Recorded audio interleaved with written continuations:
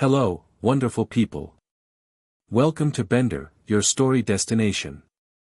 We have an absolute treat for you today. What if Harry was raised by Morticia Addams and arrived at Hogwarts with a pet Nundu that terrorized Dumbledore? If you're enjoying these stories, please take a moment to like this video and subscribe to our channel.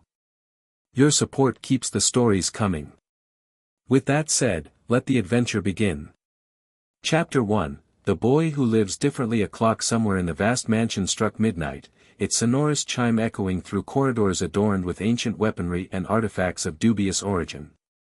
In the drawing room, Morticia Addams paused, her alabaster fingers hovering over the pages of a leather-bound grimoire that had belonged to her family for 13 generations. "Gomez," she said, her voice barely above a whisper. "It's happened." Gomez Addams looked up from the model guillotine he'd been tinkering with, his eyes bright with curiosity. "What is it, cara mia?" "The Potter line. James and Lily." Her long, elegant finger traced a family tree that shifted and changed on the ancient parchment. 2 names had just turned ashen gray, with tendrils of black smoke rising from the lettering. "They've been killed." Gomez moved to his wife's side, his usual manic energy subdued. "The English branch? But I thought they'd gone into hiding." "Dark magic," Morticia said, her red lips pursing slightly. "Very dark. But look," she pointed to a small branch that remained vibrant on the page. A single name written in bright crimson, Harry James Potter. "Their son lives." Morticia's eyes gleamed with something between sorrow and purpose. "And by blood, however distant, he is family." "What do we know of these Potters, my dear?"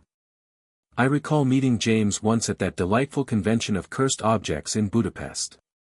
Lily was Muggleborn, but with remarkable talent.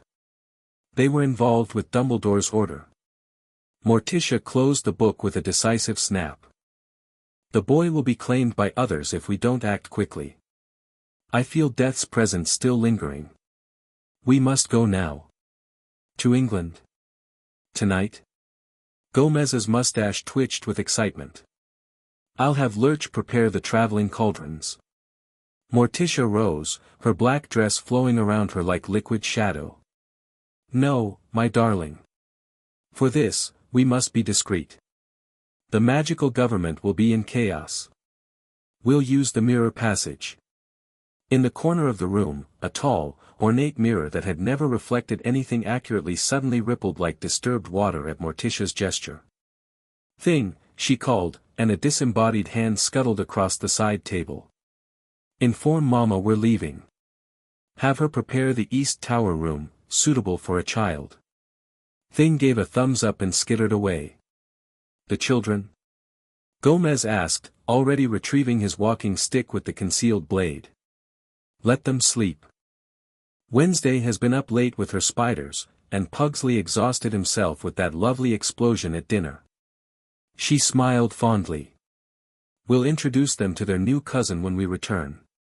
Gomez approached his wife and kissed her hand, working his way up her arm.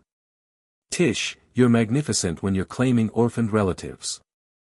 Later, mon cher," she said, though her eyes smoldered with promise. "First, we have a nephew to save." They stepped through the mirror together, vanishing with only the faintest whisper of displaced air. Godric's hollow lay in unnatural silence. A cat with spectacle markings around its eyes watched from a garden wall as 2 figures emerged from the shadows between houses, places where shadows shouldn't have been deep enough to conceal anything. Morticia's nose wrinkled slightly. Death lingers, but something else too. Something, fractured. They approached the ruined cottage, parts of its upper floor blown away as if by some terrible explosion. The dark mark no longer hung overhead, but traces of its magic polluted the air. "The wards are broken," Gomez observed, running his hand through the air as if feeling invisible threads. "But new ones are being established. Dumbledore's work, I'd wager. Then we have little time." Morticia glided forward, ignoring the magical barriers that seemed to part before her like cobwebs. Inside, devastation greeted them. They moved past James Potter's body in the hallway, Morticia pausing only long enough to touch her fingertips to her lips, then to his forehead. "Cousin," she whispered, "join your ancestors with honor." Upstairs, they found Lily, collapsed before a crib where a small boy sat awake, green eyes wide and tearful, a jagged cut on his forehead still fresh. "Hello, Harry," Morticia said gently, her usual dramatic cadence softening. "I am your Aunt Morticia. Your family, and Addamses always protect family." The child looked at her without fear, something that made Morticia's pale features warm with approval. "A brave one," Gomez commented, producing a handkerchief to dab at the boy's wound. "And powerful. Feel the magic in the room, Tish." The boy did something extraordinary. "Indeed." Morticia lifted Harry carefully, cradling him against her chest. "Whatever happened here, he survived the unsurvivable. He'll fit right in with us." A noise downstairs alerted them to someone else's arrival. Gomez moved to the window. "Hagrid," he said. "Dumbledore's man. We knew they would come." Morticia adjusted her hold on Harry, who had nestled against her shoulder. "I'll handle this. The boy is ours by blood right." They descended to find Hagrid standing over James Potter's body, enormous tears rolling into his beard. "Who's there?" the half-giant boomed, drawing himself up defensively when he spotted them.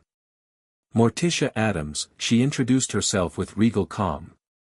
"And my husband, Gomez. We've come for our nephew." Hagrid's beetle-black eyes narrowed with confusion. "Dumbledore sent me to collect Harry. He's to go to his mother's sister." "Petunia?" Morticia's voice carried genuine distaste. "I've never met the woman, but Lily wrote to us once about her sister's opinions on magic. Petunia is no relation to the Wizarding Potters. We, however distant, are blood kin through the black connection to the Peverils and thus to the Potters." Hagrid looked uncertain, his huge hands fidgeting. "Dumbledore's orders were clear." "I'm sure they were," Gomez said jovially, "but magical law is quite specific about orphaned magical children and blood right claims. Isn't it, old man?" This last was directed over Hagrid's shoulder, where Albus Dumbledore had appeared silently, his half-moon spectacles reflecting the dim light. "Indeed it is, Mr. Addams," Dumbledore said calmly, though his eyes were sharp with assessment. "Though I confess I'm surprised to see members of your family claiming such rights. The Addamses have traditionally kept to themselves." "Family is everything," Morticia replied simply. She shifted Harry so Dumbledore could see him, peacefully resting against her, his small hand clutching a lock of her long black hair. "He belongs with those who understand his heritage. Both sides of it." Dumbledore approached, his lined face grave. "I had arranged for Harry to grow up away from the wizarding world, away from the fame that will follow him after tonight's events. For his protection." "Protection?" Gomez barked a laugh. "The boy would be safer in our family crypt than with muggles who fear magic.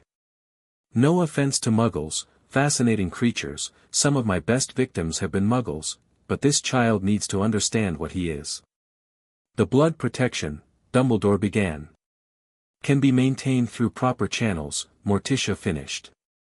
"We are quite familiar with blood magic, Headmaster. The Addams family grimoires contain protections that predate Hogwarts itself." A tense silence followed. Harry stirred, looking up at the long white beard of the man now standing before him, then back to Morticia's face. He reached for her, a clear choice that seemed to sway something in Dumbledore's calculation. "Very well," the old wizard finally said. "But I will require certain assurances. The boy must attend Hogwarts when the time comes. And I must be permitted to check on his welfare." "Naturally," Morticia agreed. "We wouldn't dream of denying him his magical education. And you'll find, Headmaster, that while our methods may differ from yours, an Addams child wants for nothing, least of all love and protection." Dumbledore studied her face for a long moment, perhaps searching for deception. Finding none, he nodded. "Then I shall draw up the magical guardianship papers. But know this, Harry Potter's survival tonight has changed our world. Voldemort's followers will seek him out. Gomez's smile turned predatory. Let them try. We haven't had a good siege of the mansion in decades. It would be delightful entertainment. Hagrid looked between them, confused and dismayed. But sir, what about, it's decided, Hagrid, Dumbledore said quietly. Blood rights take precedence, and perhaps this is for the best. His blue eyes twinkled with something unreadable as he regarded the Addams couple. I suspect young Harry's life will be anything but ordinary. On that, Morticia said with the ghost of a smile, we can certainly agree. Again, Harry. Feel the blade as an extension of yourself. 10-year-old Harry Potter lunged forward, his épée slicing through the air with precision. Across from him, Gomez parried with a laugh of pure joy, his own blade flashing silver in the dim light of the fencing salon. Excellent. You're a natural, my boy. Harry grinned, pushing his glasses back up his nose before renewing his attack. The lightning bolt scar on his forehead stood out against his skin, which had remained pale despite years in the Addams household, a quality Morticia particularly approved of. Uncle Gomez, I've been practicing that riposte you showed me, Harry said, executing a complex move that nearly caught Gomez off guard. Magnificent. Worthy of the Black family tradition. Gomez deflected at the last moment, leaping onto a nearby chaise longue. Your grandmother would have been proud. Harry had learned early that in the Addams household, family included both the living and the dead with equal importance. The portrait of Grandmama Black in the Eastern Gallery often gave him advice on hexes when he visited. Their duel continued across the salon, over furniture, and under chandeliers, until Harry executed a brilliant feint that left Gomez momentarily exposed. Before he could press his advantage, a disembodied hand tapped his shoulder. Hello, Thing, Harry greeted the family servant. Is it time already? Thing formed a thumbs up, then pointed urgently toward the conservatory. Ah, your Aunt Morticia must be ready with your herbology lesson, Gomez said, lowering his weapon. Duty calls, my boy. Education before pleasure, though with deadly flora, they're often one and the same. Harry carefully returned his épée to the weapons rack, which contained everything from medieval maces to what appeared to be a Sumerian war scythe. He'd learned to handle most of them over the years, though the Morning Stars remained his favorite after fencing equipment. He made his way through the labyrinthine mansion, greeting the suit of armor that stood guard at the main staircase, and occasionally walked the halls at night, and ducking as a bat fluttered past. Sorry, Bat Hilda, he called after the retreating form. The bat had been named after a distant relative who'd written history books and, according to Grandmama, had terrible night vision even before she'd been transformed. The conservatory door creaked open to reveal Morticia tending to her garden of deadly nightshade and other toxic plants. She looked up as Harry entered, her red lips curving into a smile. Ah, Harry dear. Right on time. We're transplanting the venomous tentacula today. It's been getting tetchy around the wolfsbane. Harry approached the writhing plant with confidence. After years under Morticia's tutelage, he knew exactly how to handle even the most dangerous specimens. Careful now, Morticia instructed as the tentacula's vines whipped toward Harry's face. You must be firm but respectful. All living things deserve dignity, especially those that can kill you. Harry nodded, gently but authoritatively grasping the main stem. Like this, Aunt Morticia. Perfect, darling. You have your mother's touch with plants, though Lily preferred less carnivorous varieties, from what I understand. Morticia handed him a black ceramic pot filled with a mixture he recognized as mandrake-enriched soil with bone meal. She excelled at charms as well. Perhaps after this, we should practice your wandless levitation. Harry had been raised with stories of both his birth parents, their photographs prominently displayed alongside centuries of Addams' ancestors. Morticia had made certain he knew his heritage, both the Potter courage and the more ancient, complex magic that ran through his veins from other lines. Will my wand be like yours when I get it? Harry asked, successfully transferring the tentacula, which had calmed under his touch. Every wand is unique, just as every wizard is unique, Morticia replied. But I suspect yours will be unusual. Nothing ordinary would suit you, Harry. A crash from somewhere deep in the mansion interrupted them, followed by Wednesday's deadpan voice. Pugsley blew up the attic. Again. Third time this month, Harry commented, carefully pruning a damaged tentacle. He's improving, Morticia noted with maternal pride. Last month it was 5 explosions. Your cousin is becoming more efficient. Wednesday appeared in the doorway, her black braids perfect as always, her expression calculating as she watched Harry work. Though 3 years younger, she had appointed herself his magical theory tutor, having memorized most of the forbidden texts in the family library by age 6. Mother, she said, Grandmama wants Harry for potion practice when you're finished. Something about essence of dread before dinner.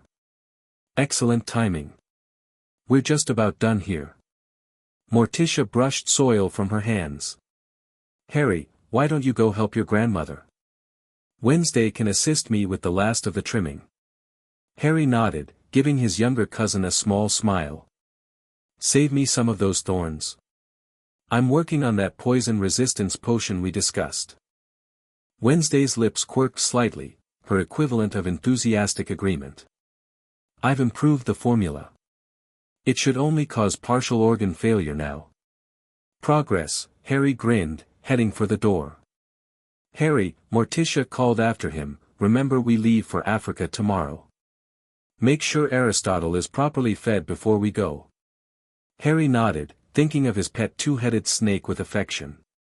He'd received Aristotle on his 7th birthday and had been conversing with him in Parseltongue ever since, a talent that had delighted the Addams family rather than concerning them as it might have others.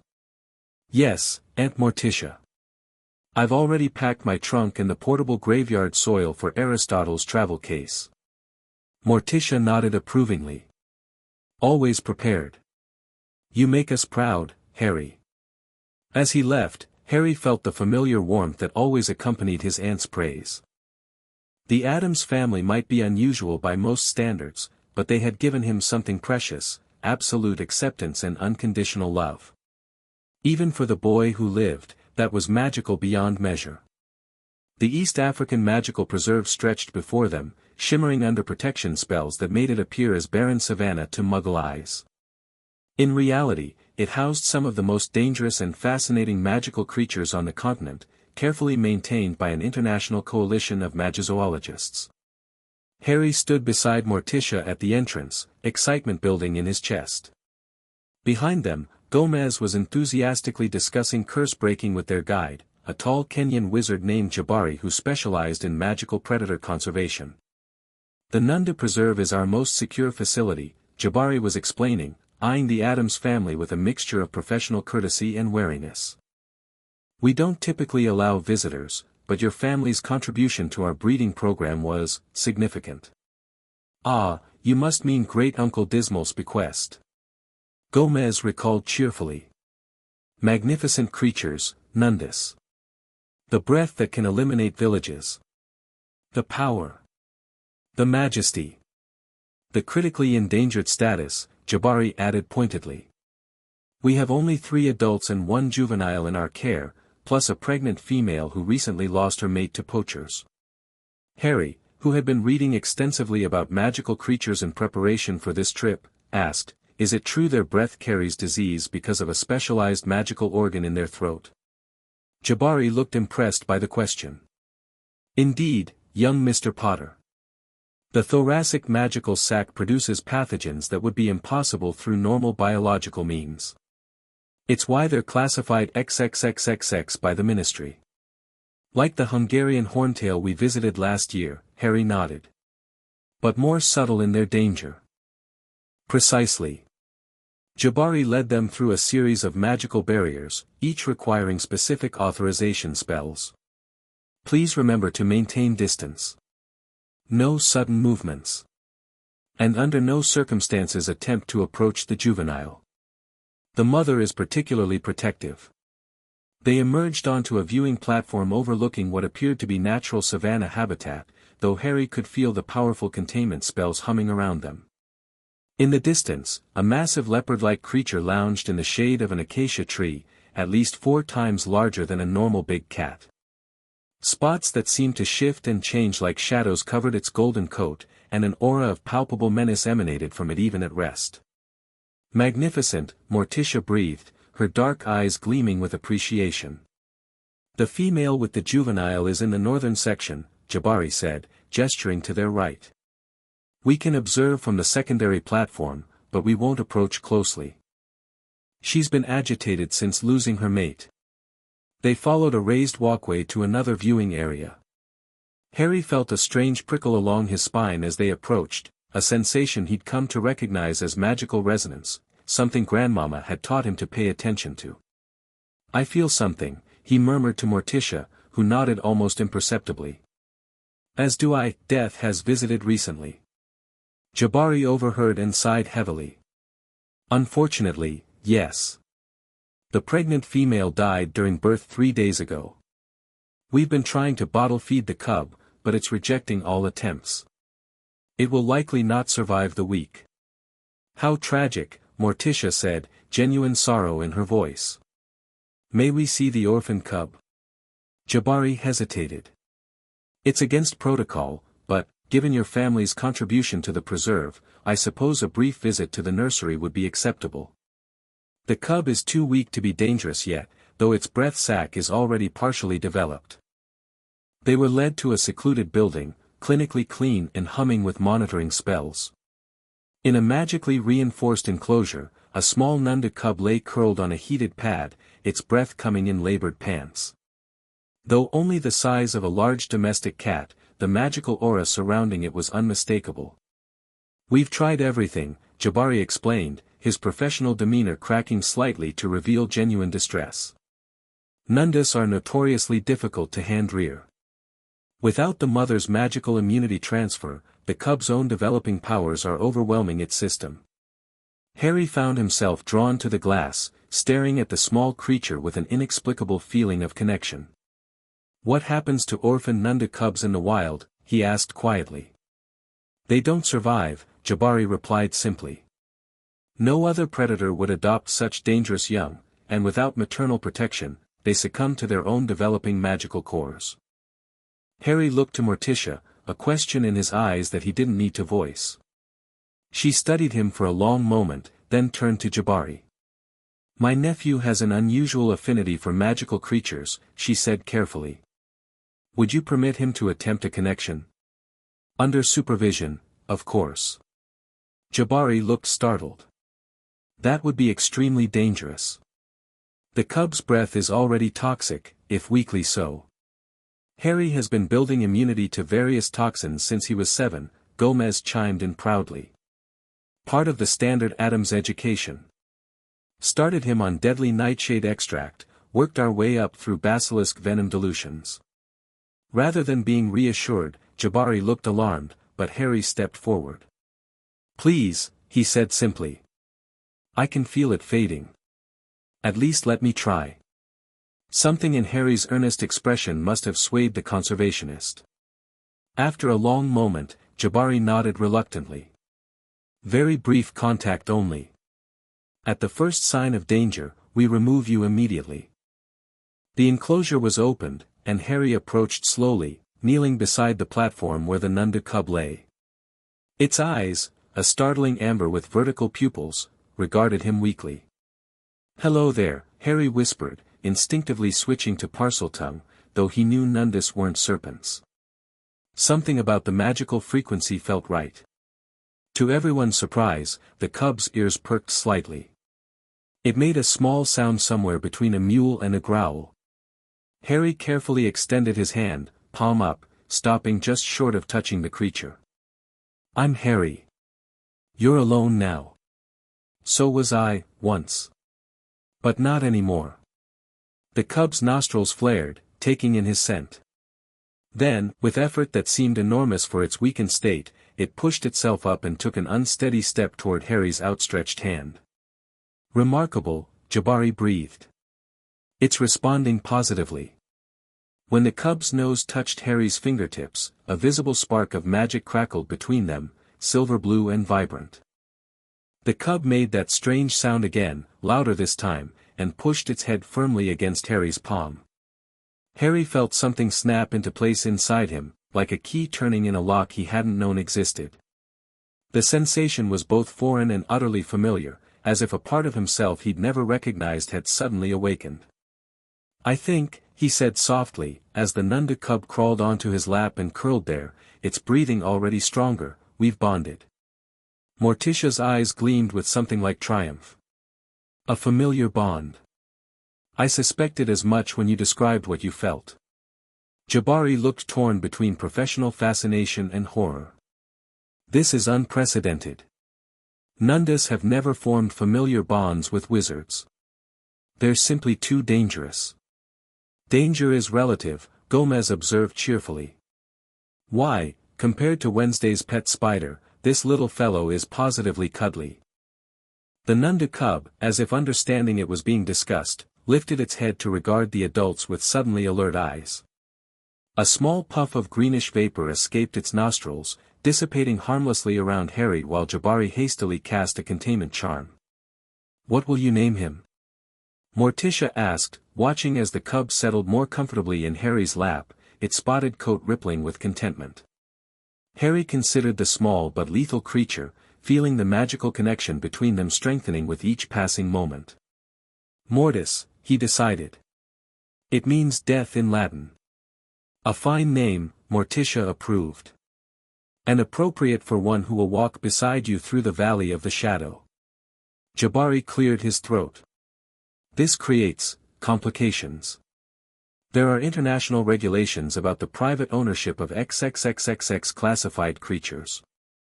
Familiar bonds supersede ownership regulations," Gomez countered smoothly. Provision 13 of the International Confederation's Magical Beast Accords, 1752. No wizard may be separated from a creature with whom they share a true familiar bond, regardless of classification.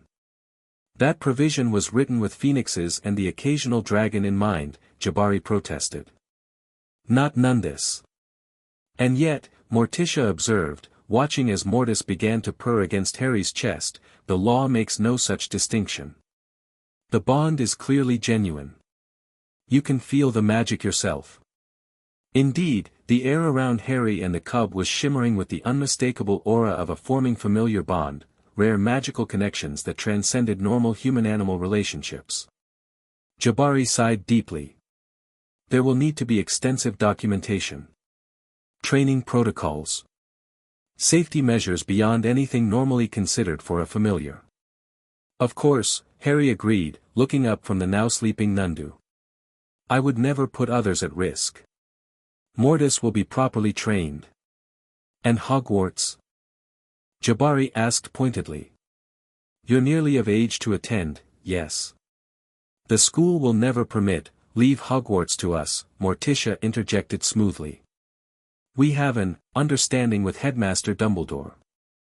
Harry stroked the Nundu cub's head, feeling its magic harmonizing with his own. He knew there would be challenges ahead, but in that moment, all he felt was the rightness of their connection. Like finding a piece of himself he hadn't known was missing.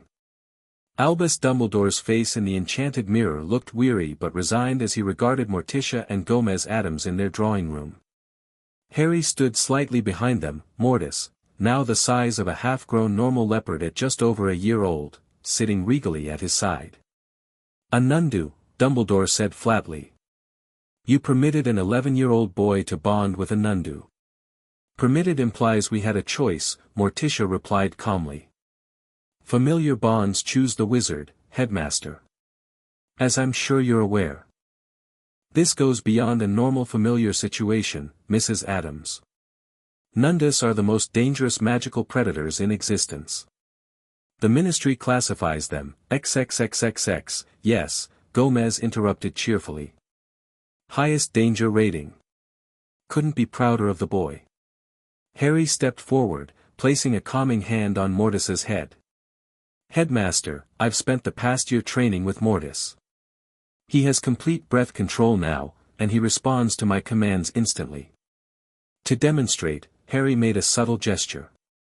Mortis immediately laid down, his massive paws crossed in front of him, amber eyes fixed attentively on Harry. Impressive control, Dumbledore acknowledged, but Hogwarts houses hundreds of children. The risk is manageable, Morticia finished. We've consulted with experts from 3 continents on Nundu behavior and training. Mortis wears an enchanted collar that prevents accidental breath release in populated areas. And Harry has demonstrated exceptional control of their bond. Dumbledore studied them through the mirror, his blue eyes calculating behind half-moon spectacles. The school governors will never approve. Actually, Gomez produced a scroll with a flourish, we've already secured conditional approval from the board. Lucius Malfoy was particularly supportive after we reminded him of certain favors his family owed ours from the Goblin rebellions of 1612. And Augusta Longbottom, Morticia added, saw the educational value for the care of magical creatures program. After we agreed to additional safety protocols, of course. Dumbledore's eyebrows rose. You've been thorough. We're simply ensuring our nephew receives the education he deserves, Morticia said, placing a protective hand on Harry's shoulder. With his familiar at his side, as is his right. Harry met Dumbledore's gaze through the mirror. Sir, I understand your concerns. But Mortis and we're connected. Separating us would be like taking away my wand or my magic. The old wizard's expression softened slightly. I see much of your mother in you, Harry. She too was remarkably determined when she believed in something. Then you'll allow Mortis at Hogwarts? Harry asked, hope evident in his voice. Dumbledore sighed. With conditions. The Nundu must remain with you at all times. The safety enchantments on his collar must be maintained and regularly inspected. And at the first sign of danger to any student, I would remove Mortis myself, Harry promised solemnly. I would never let him harm anyone. Mortis, as if understanding the gravity of the moment, rose and pressed his massive head against Harry's side, a rumbling purr emanating from his chest. Very well, Dumbledore conceded. But be aware, Harry, that you will face scrutiny and perhaps fear from your fellow students. A Nundu is not a typical pet. I'm not a typical wizard, Harry replied simply. Dumbledore's eyes twinkled suddenly. No, I don't suppose you are. Not with your unique upbringing. He glanced at Morticia and Gomez. I admit, when I agreed to your guardianship, I did not anticipate quite this level of adventure before the boy even arrived at Hogwarts. Adventure is the Addams way, Gomez declared proudly. Danger, excitement, the occasional brush with death, builds character. Indeed, Dumbledore said dryly. Well, Harry, I shall see you on September 1st. I suggest you prepare your classmates for your familiar in advance, perhaps on the train. A certain amount of acclimation might be wise. After the connection ended, Harry turned to his aunt and uncle, a mix of excitement and apprehension on his face. Do you really think Hogwarts is ready for us? Morticia smiled, her red lips curving elegantly. The better question, my dear, is whether Hogwarts is ready for an Addams.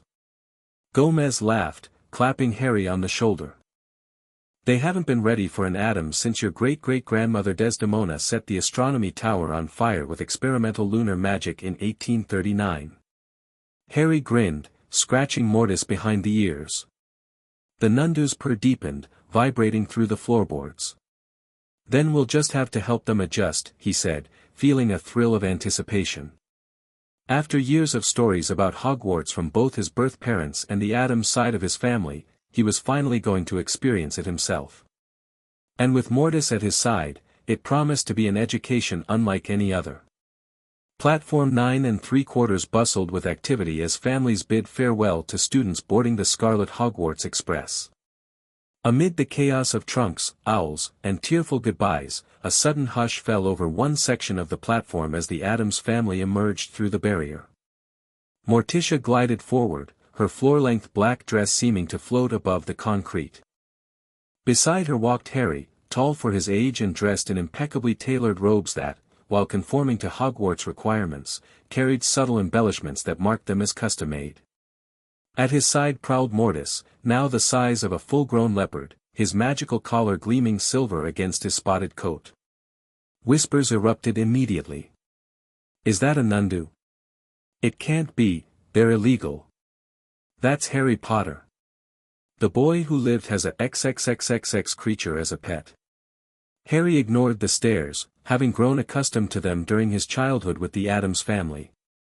Mortis remained perfectly composed at his side, though his amber eyes surveyed the platform with predatory awareness. "Remember, darling," Morticia said as they approached the train, "if anyone gives you trouble, the small vial in your trunk's secret compartment will cause boils that spell out, 'bully,' across their forehead. And the switchblade in your shoe is for emergencies only," Gomez added cheerfully. Non-magical solutions have their elegant simplicity. Wednesday, who had insisted on coming to see her cousin off, looked around with clinical disinterest. "Your classmates seem easily frightened," she observed as students scrambled to give them a wide berth.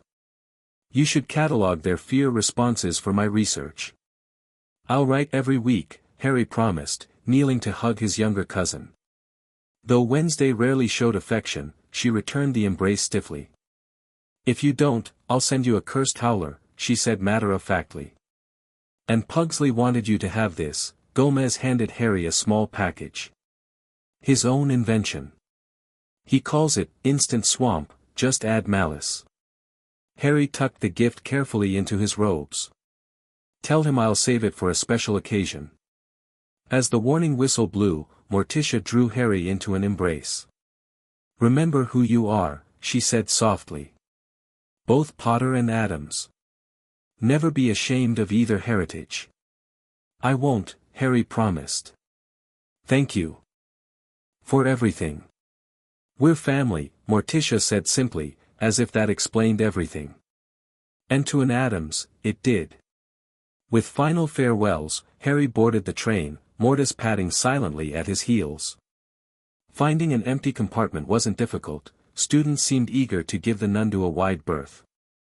As the train pulled away from the station, Harry caught a final glimpse of Morticia, Gomez, and Wednesday standing together on the platform, a striking tableau of elegant darkness amid the colorful chaos of other families.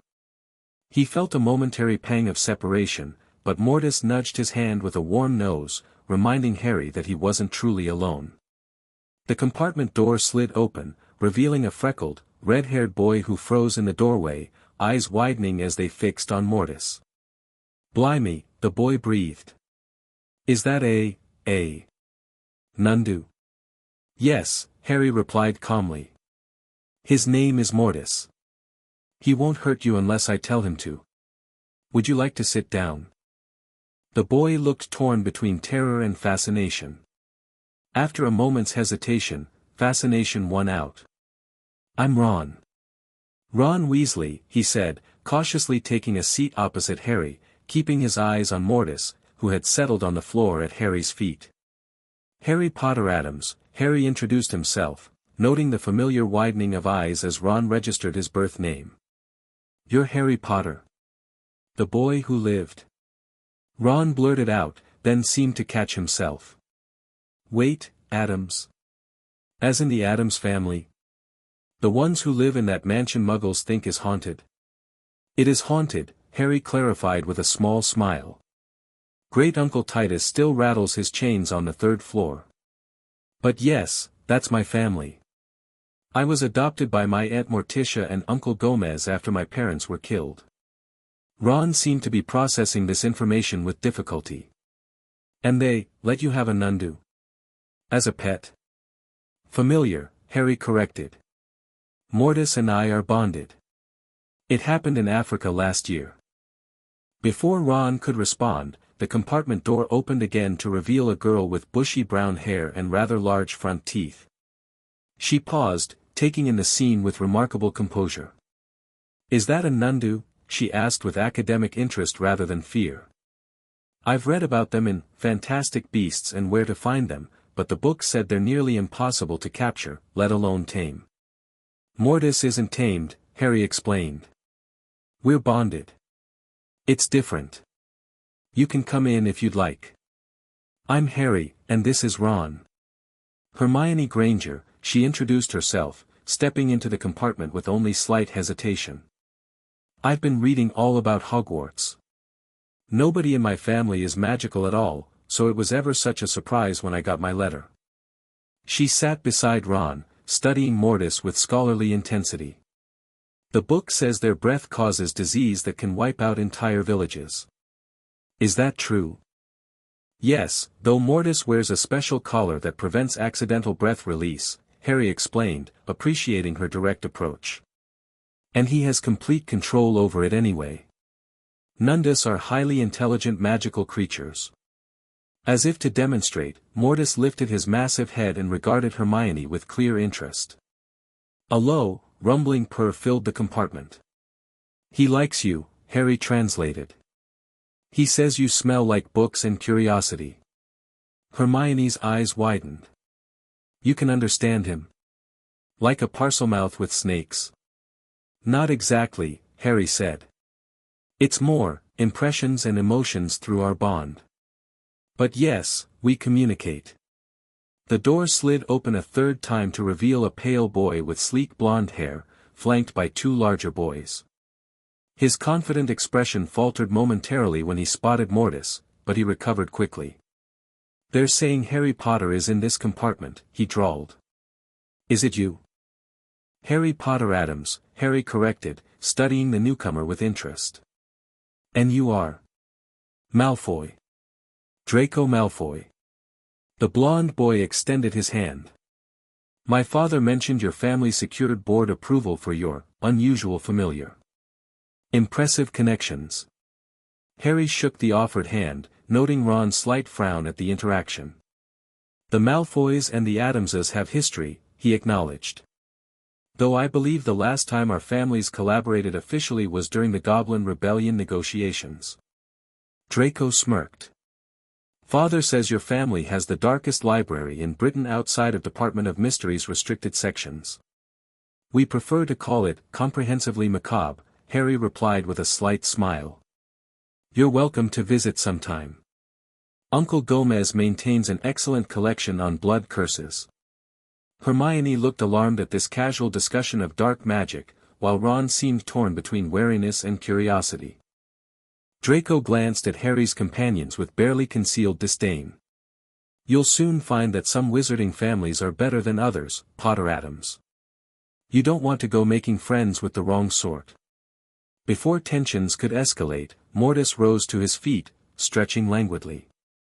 The movement, innocent as it was, caused all three newcomers to take an instinctive step back. I can judge the sort of people for myself, Harry said mildly. And Mortis is an excellent character assessor. He senses intentions rather than bloodlines. The Nundu's amber gaze fixed on Draco with unnerving intensity, causing the boy to pale slightly. After a moment, Mortis snorted, a small puff of harmless air, and settled back at Harry's feet. He thinks you're trying too hard to impress, Harry translated with a hint of amusement. But he doesn't sense malice, just insecurity. Draco flushed. I'm not, that beast can't possibly, he collected himself with visible effort. We'll speak again at school, Potter Addams.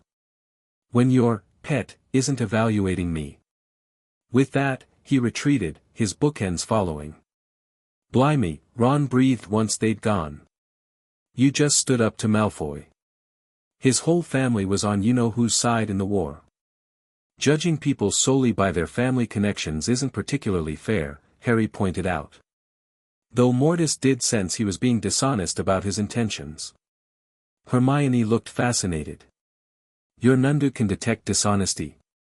That's not mentioned in any books I've read about magical creatures. Most books are written by wizards who observe Nundus from a distance, usually right before running for their lives, Harry explained. There's a lot about magical creatures that isn't in books because no one's gotten close enough to learn.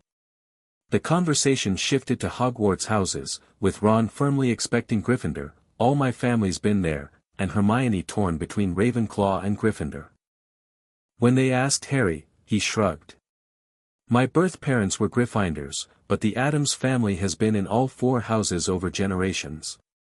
Aunt Morticia was a Ravenclaw, and Uncle Gomez was a Hufflepuff, believe it or not. A Hufflepuff? Ron looked incredulous. But aren't the Addamses, well, perceived as dark? Harry finished with a wry smile. Uncle Gomez says Hufflepuff loyalty can apply to family traditions just as easily as to conventional values.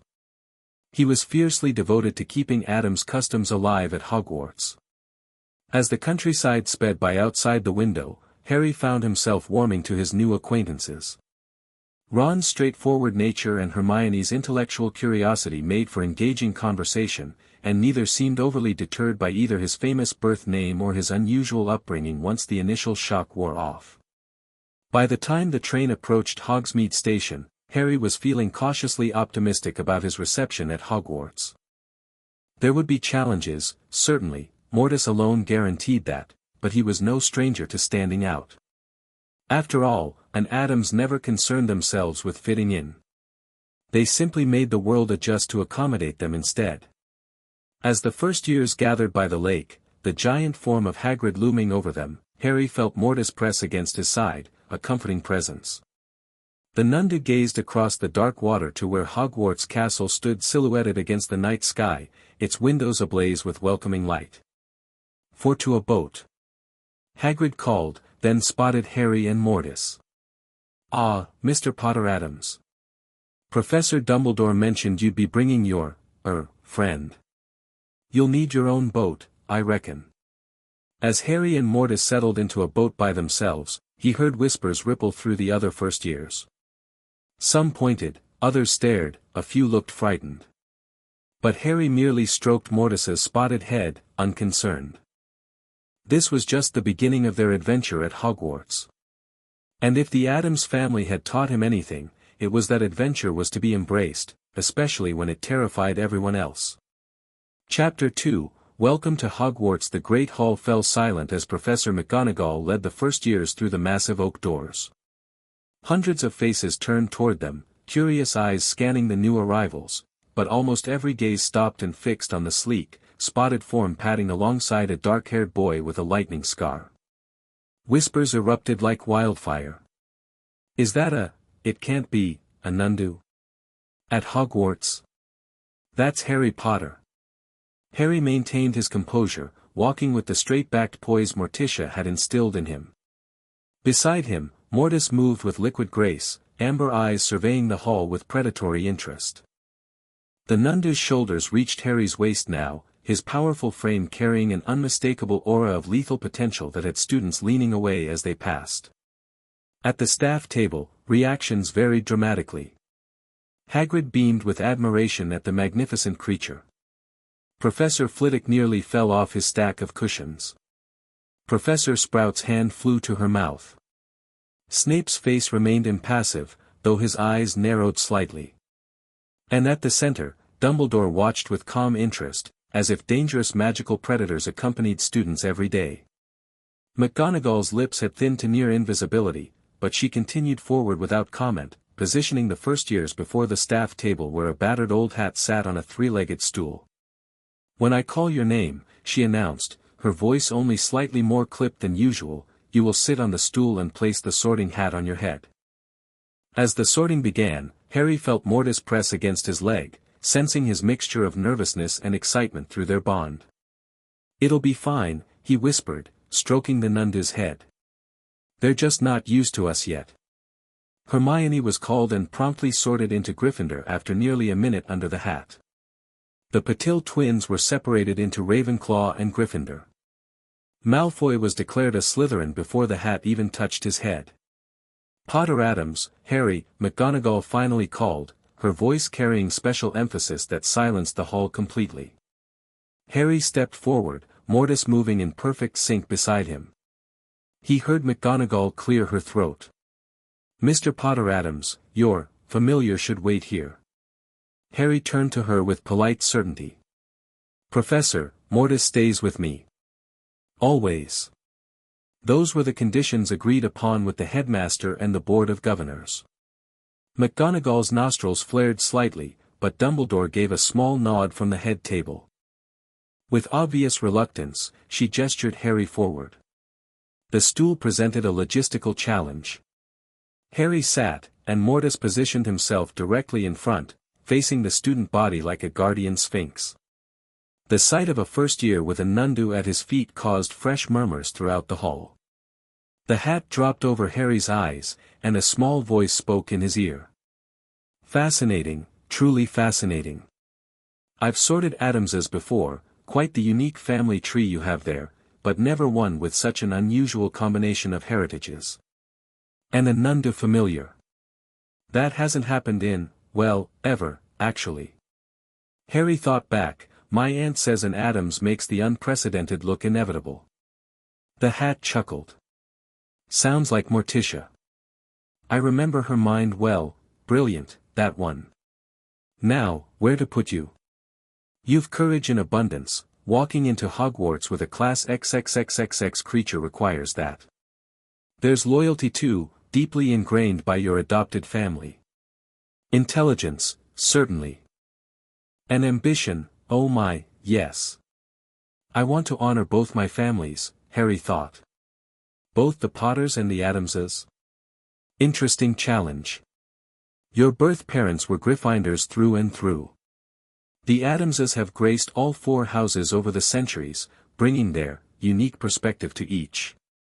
The hat seemed to be deliberating deeply. Your connection to that Nundu is remarkable.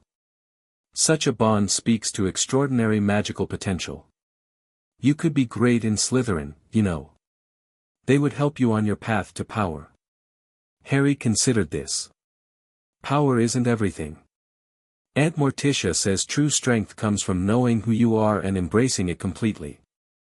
Wise words. And what are you, Harry Potter Addams? At your core. Harry thought of his parents, who died protecting him. Of Morticia and Gomez, who taught him to face the darkness with a smile. Of Wednesday and Pugsley, who showed him that family transcends blood. Of Mortis, who trusted him with his life. Someone who protects what he loves, Harry decided. No matter what. Ah, the hat said, sounding satisfied. Then there's only one place for you.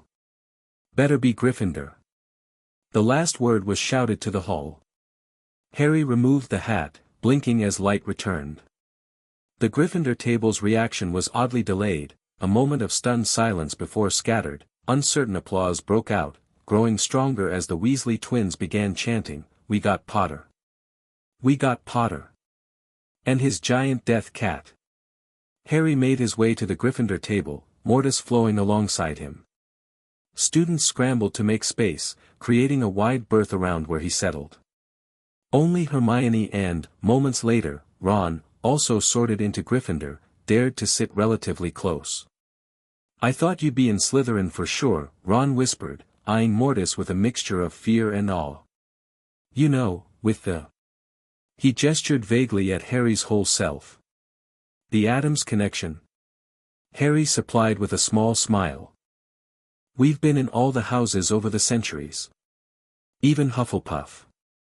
It's fascinating how sorting works, Hermione chimed in, her academic interest overcoming her wariness of the Nundu. I've read that family trends are common but not absolute.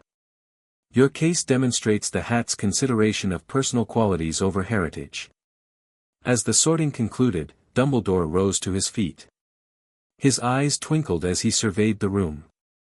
Welcome to a new year at Hogwarts. Before we begin our banquet, I would like to say a few words. And they are, nitwit. Blubber. Oddment. Tweak. Thank you. Food appeared on the tables, gasps of delight rising from the first years. Harry noticed, however, that a special platter had appeared before Mortis, raw meat carefully arranged and portioned. The house elves were informed of Mortis's dietary requirements, explained an older student who introduced himself as Percy Weasley, Ron's brother. He seemed determined to maintain prefect authority despite his obvious nervousness around the Nundu. Headmaster Dumbledore has made arrangements. That's thoughtful, Harry said, genuinely appreciative as Mortis began eating with delicate precision. Mortis usually hunts, but this is a good alternative. The nearby Gryffindors watched with morbid fascination as the Nundu consumed raw meat with elegant efficiency.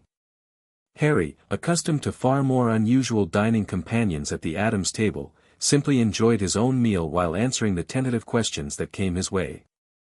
"Is it true you were raised by the Addams family?" asked Seamus Finnegan, an Irish boy with sandy hair. "Yes, my Aunt Morticia and Uncle Gomez adopted me after my parents were killed," Harry confirmed. "My mum says the Addamses practice dark magic," another student whispered, then flinched when Mortis glanced his way. Harry remained unperturbed. The Addamses practice magic in its original form, without modern classifications of dark or light. Magic is a tool, its nature depends on the intent behind it. Percy frowned at this unorthodox perspective, but before he could comment, the Gryffindor ghost, nearly headless Nick, drifted through the table.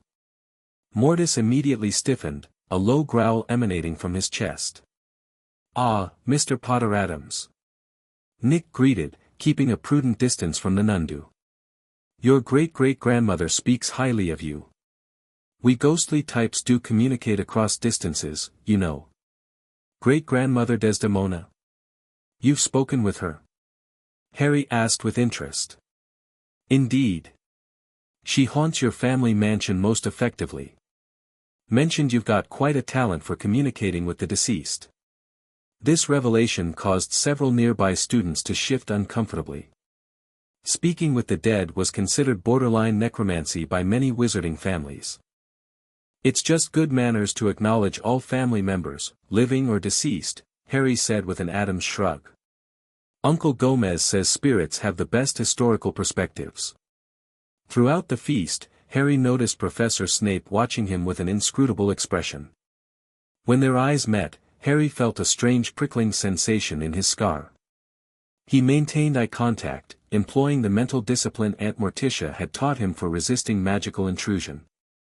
After dessert, Dumbledore rose again to deliver announcements, including a curious warning about the third-floor corridor being off-limits to anyone who didn't wish to die a very painful death. "He's not serious, is he?" Hermione whispered. "Sounds promising," Harry replied with interest. Although Uncle Gomez would say death is rarely as painful as advertised. This casual attitude toward mortality earned him several alarmed looks from his new housemates. As they rose to follow the prefects to Gryffindor Tower, Dumbledore approached Harry directly, drawing curious stares from throughout the hall. "Mr. Potter Addams," the headmaster said pleasantly, "if you would accompany me for a moment. We should discuss arrangements for your familiar before you settle in." Harry nodded, following Dumbledore to a small antechamber off the Great Hall. Mortis padded silently beside him, drawing nervous glances from passing professors. Once they were alone, Dumbledore's expression became more serious. "Your arrival has caused quite a stir, Harry. More so than even I anticipated." "Because of Mortis?" "Partially. But also because you present a different image than many expected of the boy who lived." Harry met the headmaster's gaze directly. "I'm not just the boy who lived, sir. I'm also an Addams." "Indeed you are." Dumbledore's eyes twinkled momentarily. "And while I have no objection to individual expression, I must consider the welfare of all students." "Your Nundu, Mortis has perfect control of his abilities," Harry interrupted politely but firmly. "His collar contains multiple enchantments developed specifically for his safety and the safety of others. He won't release toxic breath unless I command it or he's directly threatened." "And his size?" "He appears to have grown considerably since I last saw him. Nundus reach full maturity at 3 years. He'll continue growing for another year, but not dramatically." Dumbledore nodded, seemingly satisfied. "Very well. I've arranged for your dormitory bed to be enlarged to accommodate him. Professor McGonagall has expressed concerns, but I've assured her that proper precautions have been established." "Thank you, sir. One more thing, Harry." Dumbledore's voice grew gentle. While your upbringing has clearly provided you with unique perspectives and abilities, Hogwarts may present challenges you haven't encountered in the Addams household. Not everyone will understand your family's approach to magic. You mean their comfort with what others call dark arts, Harry said directly. Precisely. I would advise discretion regarding certain Addams family traditions while you adjust to life here. Harry considered this. I won't pretend to be someone I'm not, Headmaster. But I understand the need for adaptation. That is all I ask. Dumbledore smiled. Your mother was remarkably adaptable. Your father, less so, but he learned. I see elements of both in you, along with something distinctly Addams. With that cryptic observation, Dumbledore escorted Harry to Gryffindor Tower, where Professor McGonagall waited with obvious apprehension. Mr. Potter Addams, she greeted stiffly, your dormitory has been modified as discussed. I must emphasize that you bear full responsibility for your familiar's behavior. Of course, Professor, Harry agreed easily. Mortis understands the importance of proper conduct. The Addams family values etiquette highly. McGonagall's expression suggested that Addams' etiquette wasn't entirely reassuring, but she merely provided the password, Caput Draconis, and ushered them inside. The Gryffindor common room fell silent as Harry entered with Mortis. Students froze in various positions, some halfway through chess moves, others with books suspended in mid-turn. All eyes fixed on the Nundu, whose spotted coat seemed to shimmer in the firelight. Your dormitory is up the stairs to the right, McGonagall informed him. Your roommates have been briefed. As she departed, conversation slowly resumed, though considerably subdued. Harry made his way toward the dormitory stairs, aware of the tracking gazes. Mortis remained regal and composed, ignoring the attention with predatory indifference. In the first-year boys' dormitory, Harry found Ron, Seamus, Dean Thomas, and Neville Longbottom in various states of unpacking. All activity ceased when Mortis entered. Hello, stammered Neville, a round-faced boy who pressed himself against his bedpost. Hello, Harry greeted, noting that his bed had indeed been enlarged and reinforced, with a specially constructed platform extension for Mortis. I'm Harry Potter Addams. This is Mortis. We know, Seamus said weakly. Professor McGonagall told us about your pet. Familiar, Harry corrected gently. And he's perfectly safe as long as no one threatens him or me. Does he sleep? Dean asked, eyeing the Nundu with fascinated horror. Of course. He prefers the foot of my bed, but that platform is a thoughtful addition. Harry began unpacking his trunk, which contained several items that made his roommate's eyes widen, including books with ominous titles and what appeared to be a shrunken head paperweight, a gift from Pugsley. Is that a real shrunken head? Ron asked, curiosity overcoming fear. No, Harry assured him. Uncle Gomez says real ones are tacky. This is a magically animated replica. Great for holding down parchment in drafty rooms. The boys watched in nervous fascination as Harry arranged his possessions, including several protective amulets which he hung on his bedposts. What are those for? Neville asked. Protection against various magical intrusions. Aunt Morticia insists on proper warding, especially in unfamiliar environments. As Harry settled in, his roommates gradually relaxed, marginally, seeing that Mortis was content to curl up on the platform, watching them with half-lidded eyes. By lights out, an uneasy truce had been established, with the other boys carefully maintaining their distance from Harry's side of the room. In the darkness, Harry felt Mortis shift to the foot of his bed, a warm, comforting presence. Through their bond, he sensed the Nundu's mixed emotions, alertness in the new environment, curiosity about the castle's magical aura, and protective vigilance toward Harry. We'll be fine, Harry whispered, stroking the Nundu's spotted flank. Just different kinds of challenges than we're used to. Mortis rumbled softly in agreement, and Harry drifted to sleep, wondering what his first day of classes would bring. Breakfast in the Great Hall the next morning provided Harry's first real exposure to the broader student body. As he entered with Mortis, conversation dimmed noticeably before resuming in excited whispers. The Gryffindor table made room for them, though the space created was conspicuously large. "Is it always going to be like this?" Ron grumbled, taking a seat across from Harry. His initial terror had evolved into a grudging fascination with Mortis, especially after surviving a night in the same dormitory. "Probably for a while," Harry replied, unconcerned. "New things are often feared until they become familiar." "Some new things don't typically have toxic breath that can kill villages," Hermione pointed out, joining them with a stack of books already in her arms. Despite her words, she settled closer to Harry than most dared. "True," Harry acknowledged with a small smile. "But Mortis is an excellent judge of character. He wouldn't harm anyone who doesn't intend harm first." As if to demonstrate, Mortis allowed a small first-year girl who'd approached cautiously to tentatively touch his head. The girl, introduced as Lavender Brown, giggled nervously when the Nundu rumbled a purr. "He feels like velvet," she exclaimed, emboldening other Gryffindors to consider closer inspection. By the time Professor McGonagall distributed course schedules, a small crowd of brave students had formed around Harry, watching in fascination as Mortis delicately consumed his breakfast from a special platter. "Does he really understand everything we say?" Dennis Creevy asked, keeping a respectful distance despite his curiosity. "He understands intent more than specific words," Harry explained. "Though he recognizes certain commands and names." "Can he do magic?" another student wondered.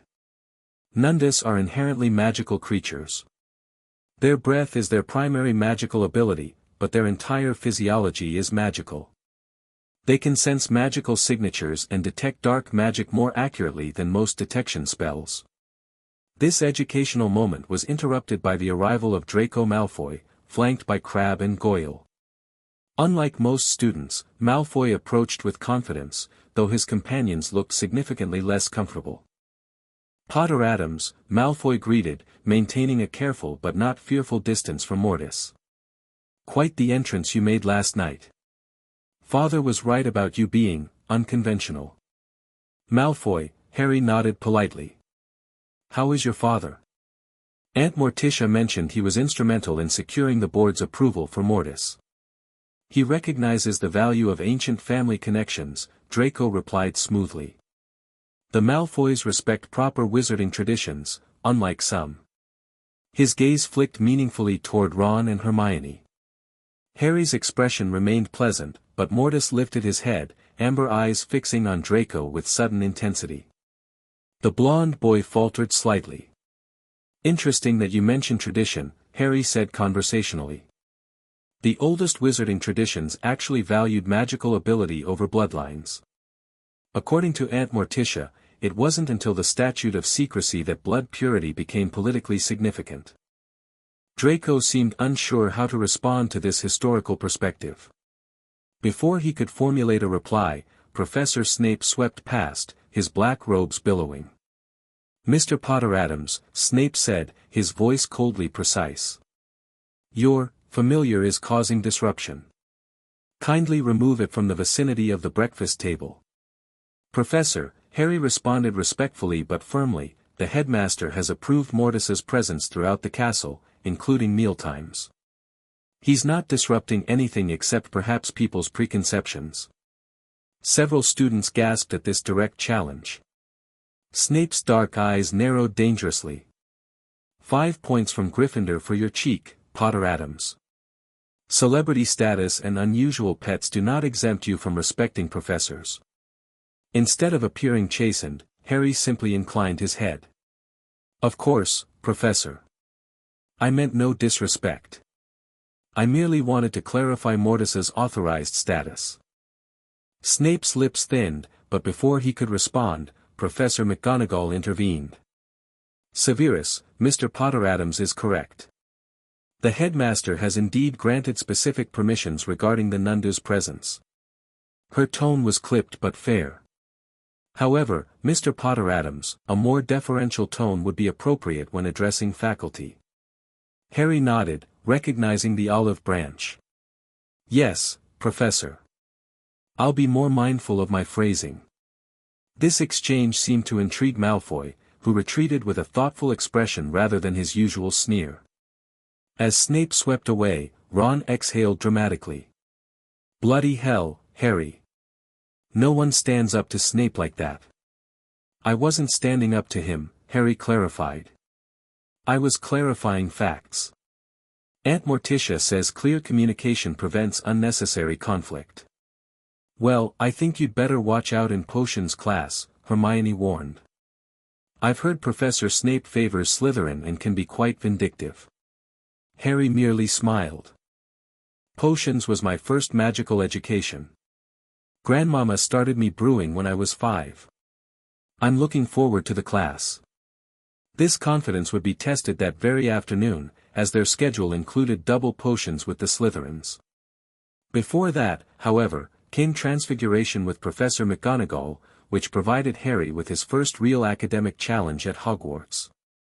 McGonagall began the class with an impressive demonstration, transforming her desk into a pig and back. After taking extensive notes on transformation theory, the students were each given a match and instructed to turn it into a needle. Harry studied the match thoughtfully, considering the theory. The Addams approach to magic emphasized will and intent over rigid methodology. He closed his eyes briefly, visualizing the transformation, feeling the inherent properties of both match and needle, and the path between them. When he opened his eyes and cast the spell, the match shimmered, but instead of becoming a standard needle, it transformed into a wickedly sharp silver pin with an ornate skull-shaped head. McGonagall, who had been praising Hermione for achieving a partial transformation, paused beside Harry's desk. Her eyebrows rose as she examined his creation. Mr. Potter Addams. While you have certainly achieved a transformation, this is not the needle I requested. Harry looked at his work with genuine confusion. I'm sorry, Professor. I visualized a needle as I understand it, an implement for piercing. In the Addams household, our sewing needles typically have decorative elements. McGonagall's lips twitched, though whether from amusement or disapproval was unclear. Transfiguration requires precise visualization of the standard form. While your work demonstrates magical ability, it lacks the discipline required for this subject. She placed another match on his desk. Try again. A simple sewing needle, no embellishments. Harry found this standardization strangely challenging. In the Addams household, magical expression was encouraged rather than constrained. After several attempts, he managed a plain needle, though it retained a faintly darkened patina that McGonagall noted with a sigh. You'll need to work on controlling your magical imprint, Mr. Potter Addams. Your personal magical signature is quite distinctive.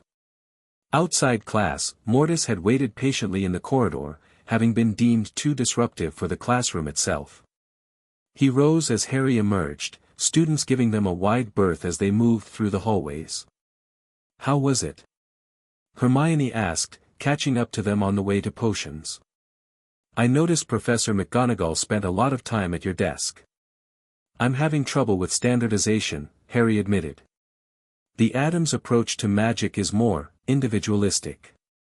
You can't just do magic however you want, Hermione said, sounding genuinely perplexed. There are rules and theories for a reason. There are different approaches to magical theory, Harry explained. The standardized curriculum is relatively recent, only about 3 centuries old. Before that, magical families each had their own methodologies. Ron joined them, looking harried. My match didn't change at all.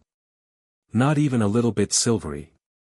You're forcing it, Harry suggested. Try feeling the magic first, then guiding rather than commanding it. Ron looked skeptical. That sounds like the kind of advice my brother Bill would give. He's a cursebreaker, says magic is about relationship, not just incantation. Your brother sounds wise, Harry said, impressed. Curse-breaking requires understanding magic's inherent nature. They arrived at the potions classroom in the dungeons, where Mortis seemed particularly at home, his spotted coat blending with the shadowy corners. Students lined up nervously, giving the Nundu a wide berth. Snape began the class with roll call, pausing dramatically at Harry's name. "Ah, yes," he said softly, "Harry Potter Addams. Our new celebrity." The Slytherins sniggered, but Harry merely met Snape's gaze calmly. Mortis, lying beside Harry's chair, lifted his head slightly, amber eyes tracking the professor's movements. Snape delivered an eloquent speech about the subtle art of potion-making, then suddenly barked, "Potter Addams. What would I get if I added powdered root of asphodel to an infusion of wormwood?" "The draught of living death, sir," Harry answered promptly. "A powerful sleeping potion that simulates death." Snape's eyes narrowed. "Where would you look if I told you to find me a bezoar?" "The stomach of a goat, sir. It's an antidote to most poisons, though not the more exotic varieties that incorporate magical creatures. For those, Aunt Morticia recommends. I did not ask for your aunt's recommendations," Snape cut him off. "What is the difference between monkshood and wolfsbane?" "They're the same plant, sir. Also called aconite. The Addams greenhouse has several varieties, including the black aconite that blooms only under a blood moon." Silence fell as Snape regarded Harry with an unreadable expression. The expected humiliation had failed to materialize. "It seems fame isn't everything," Snape finally said, "but unusual relatives with questionable magical interests can provide certain advantages. Tell me, Potter Addams, does your family regularly brew sleeping potions powerful enough to simulate death?" "Only for special occasions, sir," Harry replied honestly. "Usually family reunions when distant relatives visit." A few nervous laughs quickly silenced under Snape's glare.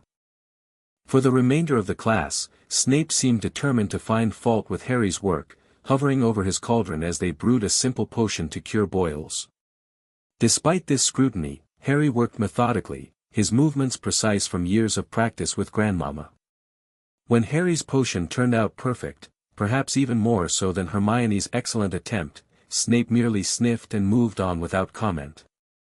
Mortis, who had watched the proceedings with feline interest, made a soft sound that only Harry recognized as amusement.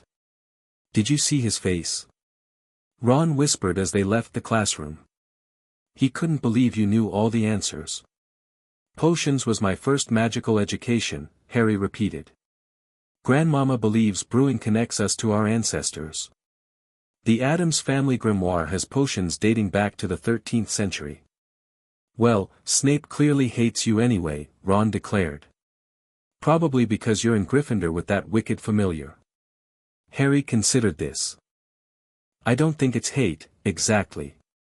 More like suspicion. He's trying to place me in a category, but I don't fit his expectations." The pattern continued through their other classes. In herbology, Professor Sprout was delighted by Harry's knowledge of dangerous plants but concerned by his casual handling of toxic specimens. In charms, Professor Flitwick squeaked in alarm when Harry's lumos produced an eerie blue flame instead of standard white light. Defense against the dark arts proved particularly interesting. Professor Quirrell, despite his nervous stutter and apparent fear of his own shadow, became strangely focused whenever Harry spoke in class. More curiously, Mortis displayed unusual behavior around the turbaned professor, a tense alertness that Harry had only seen when the Nundu sensed dark magic.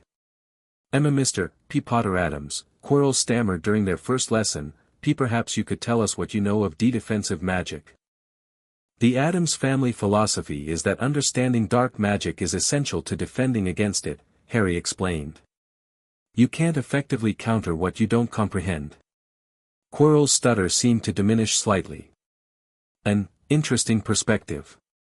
And what dark creatures has your family encountered?" "Many, sir. Uncle Gomez has an extensive collection of artifacts from encounters with dark entities. The family vault contains items dating back to encounters with the original Dementors before they were bound to Azkaban." This comment caused a stir among the students, and Quirrell's eyes gleamed with an intensity that seemed at odds with his nervous demeanor. "Fascinating, Mr. P. Potter Addams. Perhaps we could discuss your family's historical knowledge after class sometime." Throughout this exchange, Mortis remained unnaturally still, his eyes fixed on Quirrell with predatory focus. When class ended, the Nundu positioned himself between Harry and the professor as they exited, a behavior Harry noted with curiosity. Mortis doesn't like Professor Quirrell, he mentioned to Ron and Hermione as they walked to lunch. Can't blame him, Ron shrugged. That classroom reeks of garlic. Dad says Quirrell wasn't always like this, had some bad encounter with a vampire in Albania and came back a nervous wreck. It's not fear Mortis is sensing, Harry clarified, stroking the Nundu's head thoughtfully. It's something else. Something wrong. Hermione looked concerned. Wrong how? Should we tell someone? Not yet. I need to observe more. Harry's expression became thoughtful. Aunt Morticia says hasty conclusions lead to messy exorcisms. By the end of the first week, Harry's presence, and especially Mortis's, had become the central topic of conversation throughout Hogwarts. Parents had begun sending owls to the school, some expressing alarm at a Nundu's presence among the students, others demanding special protections for their children. Dumbledore called Harry to his office on Friday evening to discuss the situation. The circular room filled with silver instruments and portraits of past headmasters was exactly as Uncle Gomez had described it from his own school days. Harry, Dumbledore greeted him genially, thank you for coming. Lemon drop. Harry accepted the candy politely, while Mortis settled beside his chair, regarding Fawkes the Phoenix with interest. The magical creatures acknowledged each other with what appeared to be mutual respect. I've received quite a number of owls from concerned parents, Dumbledore began, his tone conversational rather than accusatory. It seems news of your familiar has spread beyond Hogwarts. I expected as much, sir, Harry replied calmly. The wizarding world has many misconceptions about Nundus. They're intelligent creatures who form bonds selectively. Mortis poses no threat to anyone who doesn't threaten us first. A reasonable position, Dumbledore agreed, but fear is rarely reasonable. The Board of Governors is reconsidering their approval under pressure from certain influential families. Not the Malfoys, I assume. Aunt Morticia mentioned they supported our arrangement. Indeed, the Malfoys remain supportive, an unusual alliance for your family, if I might observe. Dumbledore's eyes twinkled with curiosity. Harry smiled slightly. The Addamses believe alliances should transcend political differences when family interests align. Uncle Gomez says even enemies can be valuable dance partners. Colorfully put, Dumbledore chuckled. However, I must ask you to be particularly careful in the coming weeks. Mortis has behaved impeccably thus far, but any incident, however minor, would be seized upon by those seeking his removal. I understand, sir. We'll be extra vigilant. Dumbledore's expression became more serious. There's another matter, Harry. Your approach to magic has caught the attention of the faculty. Professor McGonagall reports that you seem to struggle with conventional methodology, while showing remarkable aptitude for more intuitive applications. The Addams approach to magic is different, Harry acknowledged. We focus on intent and will rather than standardized methods. It can be challenging to adapt. Different, yes, though not unknown historically. Dumbledore leaned forward slightly. The old families often maintained their own magical traditions. The standardization of magical education is relatively recent, magically speaking. Harry nodded, pleased by this understanding. That's what Aunt Morticia taught me. She says magic is personal, an expression of the witch or wizard's true nature. A perspective with merit, Dumbledore acknowledged, though one that presents certain challenges in a standardized educational setting. I would encourage you to master both approaches, Harry. The conventional methods taught at Hogwarts have their value, as do your family's more esoteric practices. I'll try, sir. Excellent. Dumbledore's eyes twinkled again. Now, I understand from Professor Flitwick that your Lumos charm produced a rather distinctive blue flame instead of standard illumination. Harry nodded. Addams' magic often manifests with a blue-tinged aura. Uncle Fester can create blue lightning between his fingertips without a wand. Fascinating, Dumbledore murmured. The magical signature of family lines is a woefully understudied field. Perhaps your presence at Hogwarts will encourage some long-overdue academic exploration. As Harry left the headmaster's office, he reflected on Dumbledore's words. The tension between his Addams upbringing and Hogwarts expectations presented a challenge, but also an opportunity to bridge different magical traditions. Mortis nudged his hand supportively, sensing his thoughts through their bond. The Nundu had adapted remarkably well to Hogwarts, maintaining perfect behavior despite the fear and fascination he inspired. Together, they were gradually changing perceptions, even if progress came slowly. October brought crisper air and falling leaves to Hogwarts grounds. Harry's presence had evolved from shocking novelty to eccentric fixture, with most students growing accustomed to seeing the boy who lived walking the corridors with a Nundu at his side. Some even greeted Mortis by name, particularly the more adventurous Gryffindors who had discovered his fondness for being scratched behind the ears. Harry's friendship with Ron and Hermione had solidified, forming an unlikely trio. Ron provided insight into wizarding culture from a perspective very different from the Addamses, while Hermione's academic brilliance complemented Harry's unconventional knowledge. Together, they navigated the complexities of Hogwarts life, often studying in the library or by the lake when weather permitted. Flying lessons had proved another area where Harry excelled naturally. The freedom of flight resonated with the Addams' appreciation for defying conventional limitations. Madame Hooch had been impressed by his instinctive control, though she'd firmly rejected his suggestion of allowing Mortis to run beneath him during practice sessions. The Nundu stays grounded during flying lessons, Mr. Potter Addams, she'd insisted. I'll not have him chasing after students who fall.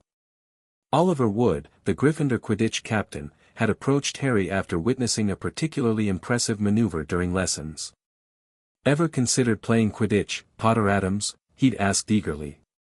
You've got natural talent. I've played variations at home, Harry admitted. Though Uncle Gomez's version involves flaming bludgers and occasional explosions. Wood had looked both horrified and intrigued. Well, our version's a bit tamer, but still exciting. You should try out next year. First years rarely make the team, but you could be an exception. The only persistent negative remained Draco Malfoy's lackeys, who continued to make disparaging comments about Hermione's Muggle parentage and Ron's family finances. Malfoy himself maintained a complex relationship with Harry, part rivalry, part fascination, with an underlying respect for the Addams connection his father clearly valued. As Halloween approached, Harry grew quieter than usual. The anniversary of his parents' deaths had always been acknowledged in the Addams household with solemn respect rather than festivity. Will you be attending the Halloween feast? Hermione asked tentatively as they left Charms class on October 31st. Professor Flitwick had just taught them the levitation charm, which Harry had performed with unusual flair, causing his feather to float with a ghostly blue aura around it. I'm not sure, Harry admitted. In the Addams family, Halloween is for honoring ancestors and communicating with the departed. It's a night when the veil between worlds thins. You can't really talk to the dead, can you? Ron asked, half skeptical, half afraid of the answer. Not in the way you're thinking, Harry clarified. But there are ways to sense their presence more strongly. Aunt Morticia taught me certain rituals to honor my parents on this night. Their conversation was interrupted by an irritable voice behind them. It's no wonder no one can stand her, came Draco Malfoy's drawling tones, clearly directed at Hermione. Mudblood know-it-all, always showing off. Hermione's face fell, and she pushed past them quickly, tears welling in her eyes. Before Harry could respond, Mortis let out a low growl that made not only Malfoy but several nearby students freeze in their tracks. That word is beneath you, Malfoy, Harry said quietly, his hand resting on Mortis's head in a gesture that could either be restraining or releasing.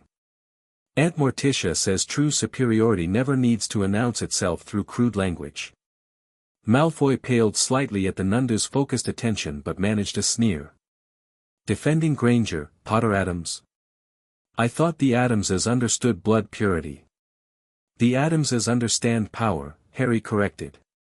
And intelligence is power. Hermione has both in abundance. Your insecurity is showing.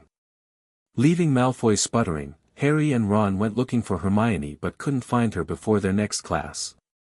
It wasn't until later that they heard from Parvati Patil that Hermione was crying in the girls' bathroom and wanted to be left alone. I should go talk to her, Harry said with concern. Girls' bathroom, mate, Ron pointed out. You can't go in there. I'll wait outside then. She shouldn't be alone today. They were debating this when they arrived at the Great Hall for the Halloween feast. The decoration was spectacular, floating jack-o'-lanterns, live bats, and orange streamers that floated like water through the air. Harry paused at the entrance, feeling conflicted about celebrating on the anniversary of his parents' deaths. I think I'll go find Hermione, he decided. This doesn't feel right without her anyway. Before Ron could respond, Professor Quirrell came sprinting into the hall, his turban askew and terror on his face. Troll, he shouted. Troll in the dungeons. Thought you ought to know. He then collapsed in a dead faint.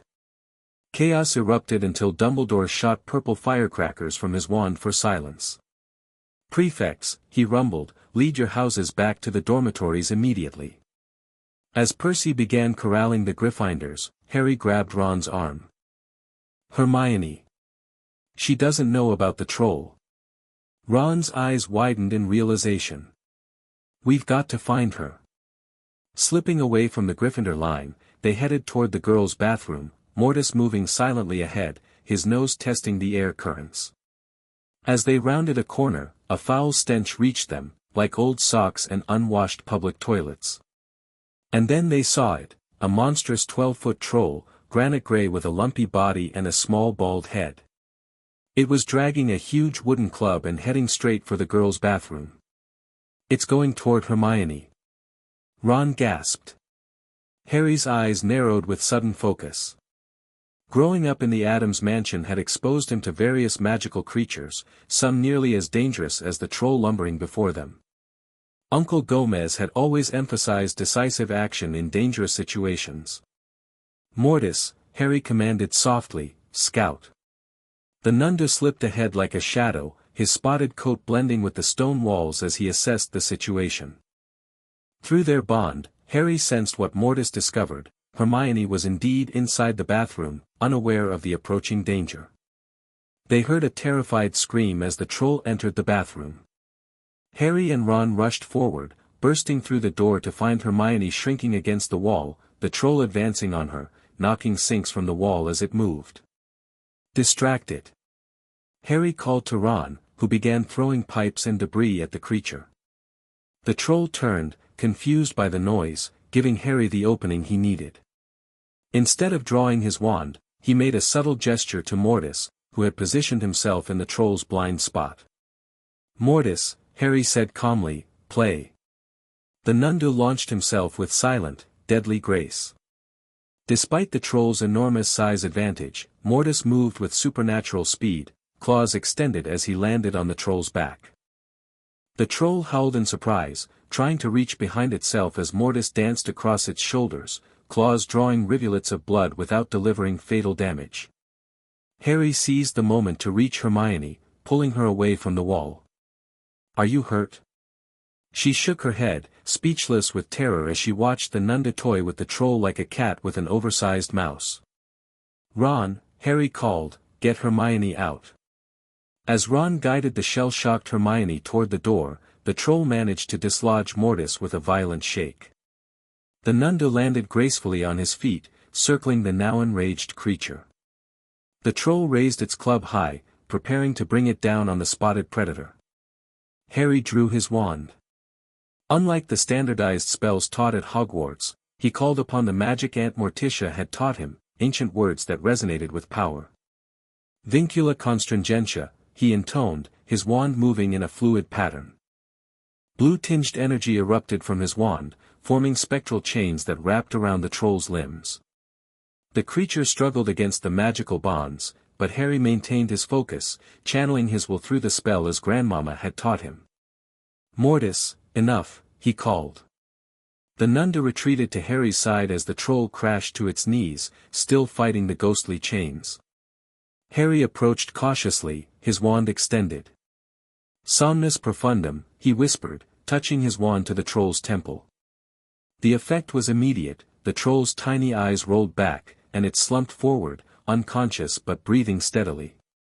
Bloody hell, Ron breathed from the doorway. What did you do? Sleep enchantment, Harry explained, looking slightly drained from the powerful magic.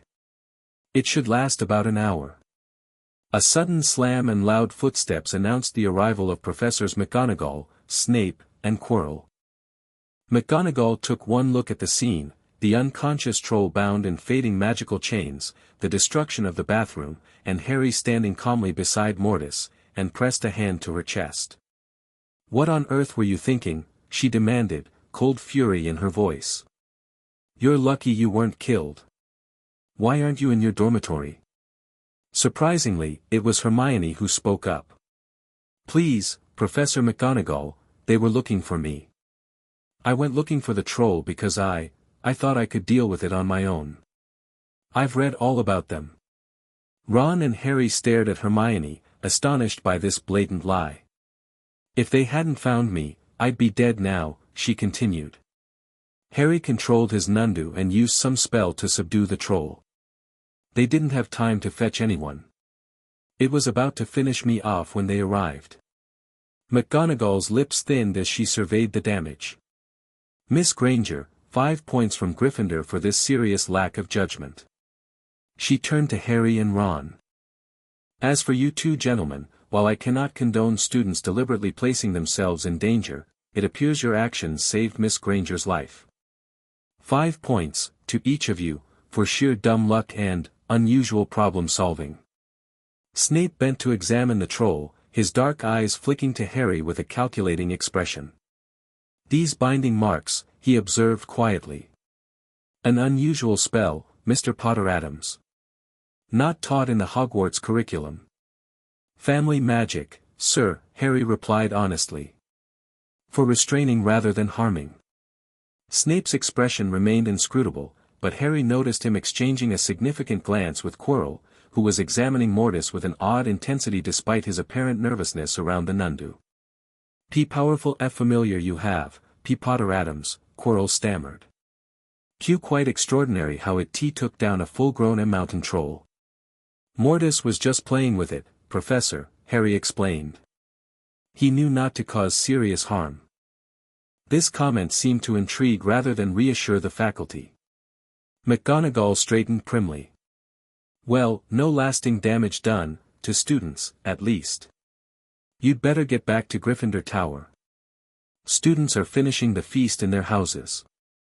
As they walked back to the common room, the 3 students remained silent until they were well away from the professors. Then Ron turned to Hermione with newfound respect. "You lied to McGonagall." Hermione blushed. "Well, you both did come to save me. And that magic you used, Harry, I've never seen anything like it in our textbooks." "It's not in the textbooks," Harry confirmed. "It's old family magic. The Addamses preserve spells that have fallen out of common use." "That binding spell was brilliant," Ron enthused. "And the way Mortis just toyed with the troll. Like it was nothing." Mortis made a rumbling sound that might have been pride, nudging Harry's hand affectionately. "Thank you both," Hermione said softly.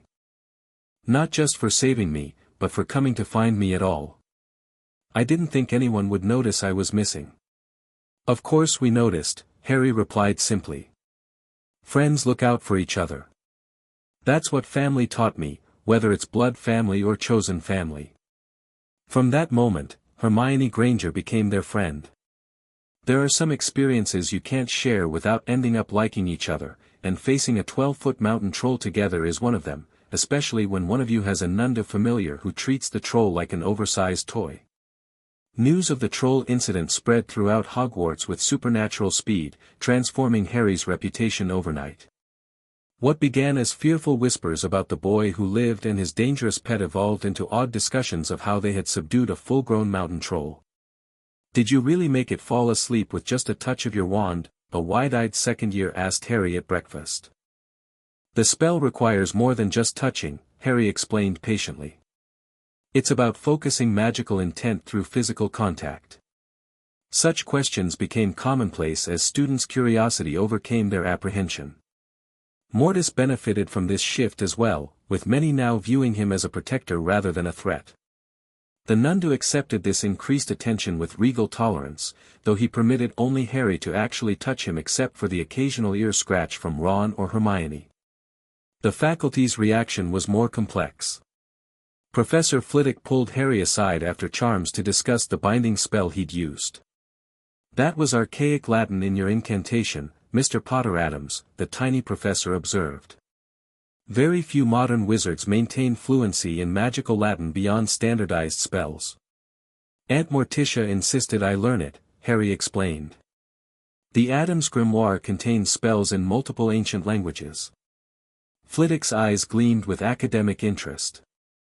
Would you consider demonstrating the binding spell in a controlled environment? Purely for educational purposes, of course. Harry agreed, and a small demonstration was arranged with Professor Flitwick and, surprisingly, Professor McGonagall in attendance. When Harry successfully bound a training dummy with his spectral chains, both professors exchanged meaningful looks. Wand work unorthodox but effective, Flitwick noted. Magical signature distinctly personalized. Reminiscent of pre-statute spell construction, McGonagall added. Mr. Potter Addams, your approach to magic is unconventional, but undeniably powerful.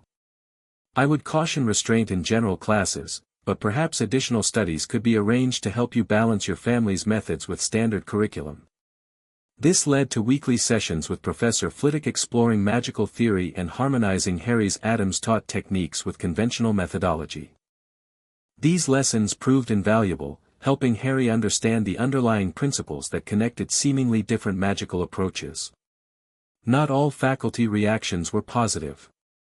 Snape remained coldly suspicious, scrutinizing Harry's every potion and essay for flaws. And Quirrell's interest had taken a concerning turn, his stutter mysteriously diminishing whenever he engaged Harry in discussions about ancient magic. The Addams family is quite old, isn't it? Quirrell asked after one defense lesson. Predating even the Hogwarts founders, some say. Parts of our family tree date back to ancient Rome, Harry confirmed cautiously. Though the name Addams was adopted later. And the F family has preserved certain artifacts. Magical items of historical significance. Harry sensed Mortis tensing beside him. The Nundu had maintained his inexplicable wariness around Quirrell, a reaction Harry had learned to trust. Uncle Gomez maintains a collection, Harry acknowledged vaguely, though I'm not familiar with all its contents. Quirrell seemed about to press further when Mortis made a low sound deep in his throat, not quite a growl, but a clear warning. The professor stepped back, his hand twitching toward his turban before stopping himself. Fascinating creature, you're Nundu, he said, his stutter returning prominently. So sensitive to magical auras. Harry related these strange interactions to Ron and Hermione as November settled over the castle with frost and biting winds. They had claimed a corner of the library as their study space, with Mortis sprawled nearby, occasionally earning nervous glances from Madame Pants. It is odd how interested Quirrell is in your family, Hermione agreed, looking up from her Transfiguration essay. Especially artifacts. Dad says the oldest families often have dangerous magical items locked away, Ron contributed. Stuff that would get them in trouble with the ministry if it was discovered. The Addams collection isn't hidden, Harry clarified. Uncle Gomez is registered with the Department of Magical Artifacts as a private collector of historical items. But some pieces have unusual properties. Like what? Hermione asked, her academic curiosity piqued. There's a hand mirror that shows you how you'll die instead of your reflection. A music box that makes listeners experience their worst fear when opened. Things of that nature. Ron looked horrified, but Hermione's expression was thoughtful. And Quirrell seemed specifically interested in these items. That does seem suspicious. Mortis thinks so, Harry confirmed, glancing at the Nundu who had lifted his head at the mention of his name. He senses something wrong about Quirrell, something hidden. Their theorizing was interrupted by the approach of Fred and George Weasley, who had taken a particular interest in Harry since the troll incident. Potter Addams. Fred, or possibly George, greeted cheerfully. Just the chap we wanted to see. We've been discussing your family's approach to magic, continued the other twin. Fascinating stuff, binding spells, rare potions, unusual artifacts. The kind of knowledge that could enhance certain, extracurricular projects, the first twin added with a meaningful wink. Harry regarded them with amused interest. The Weasley twins reminded him of Pugsley in their enthusiasm for controlled chaos and experimental magic. What kind of projects? The twins exchanged gleeful looks. Magical pranking products, they admitted in unison. We have ambitions beyond typical joke items. Items with real magical innovation, George explained. But we're hitting limitations in standard spell construction, Fred added. Harry considered this. The twins' reputation for brilliant if mischievous magical invention was well known. I might have some ideas from Addams' magical theory that could help. Nothing dark, he clarified, seeing Hermione's expression, just different approaches to charm work. This exchange marked the beginning of an unexpected collaboration. While Hermione initially disapproved, encouraging them will only lead to more rule-breaking, she gradually came to appreciate the sophisticated magic underlying the twins' inventions. Harry found their projects a perfect application for the Addams principles of magical innovation without standardized constraints. As the weather grew colder, another development captured the school's attention: Quidditch season had begun. The first match, Gryffindor vs. Slytherin, generated tremendous excitement, with Harry, Ron, and Hermione attending to support their house team. Mortis attracted considerable attention in the stands, where he sat regally beside Harry, seemingly intrigued by the fast-paced game above. His presence created a convenient bubble of space around their seats, allowing an excellent view of the action.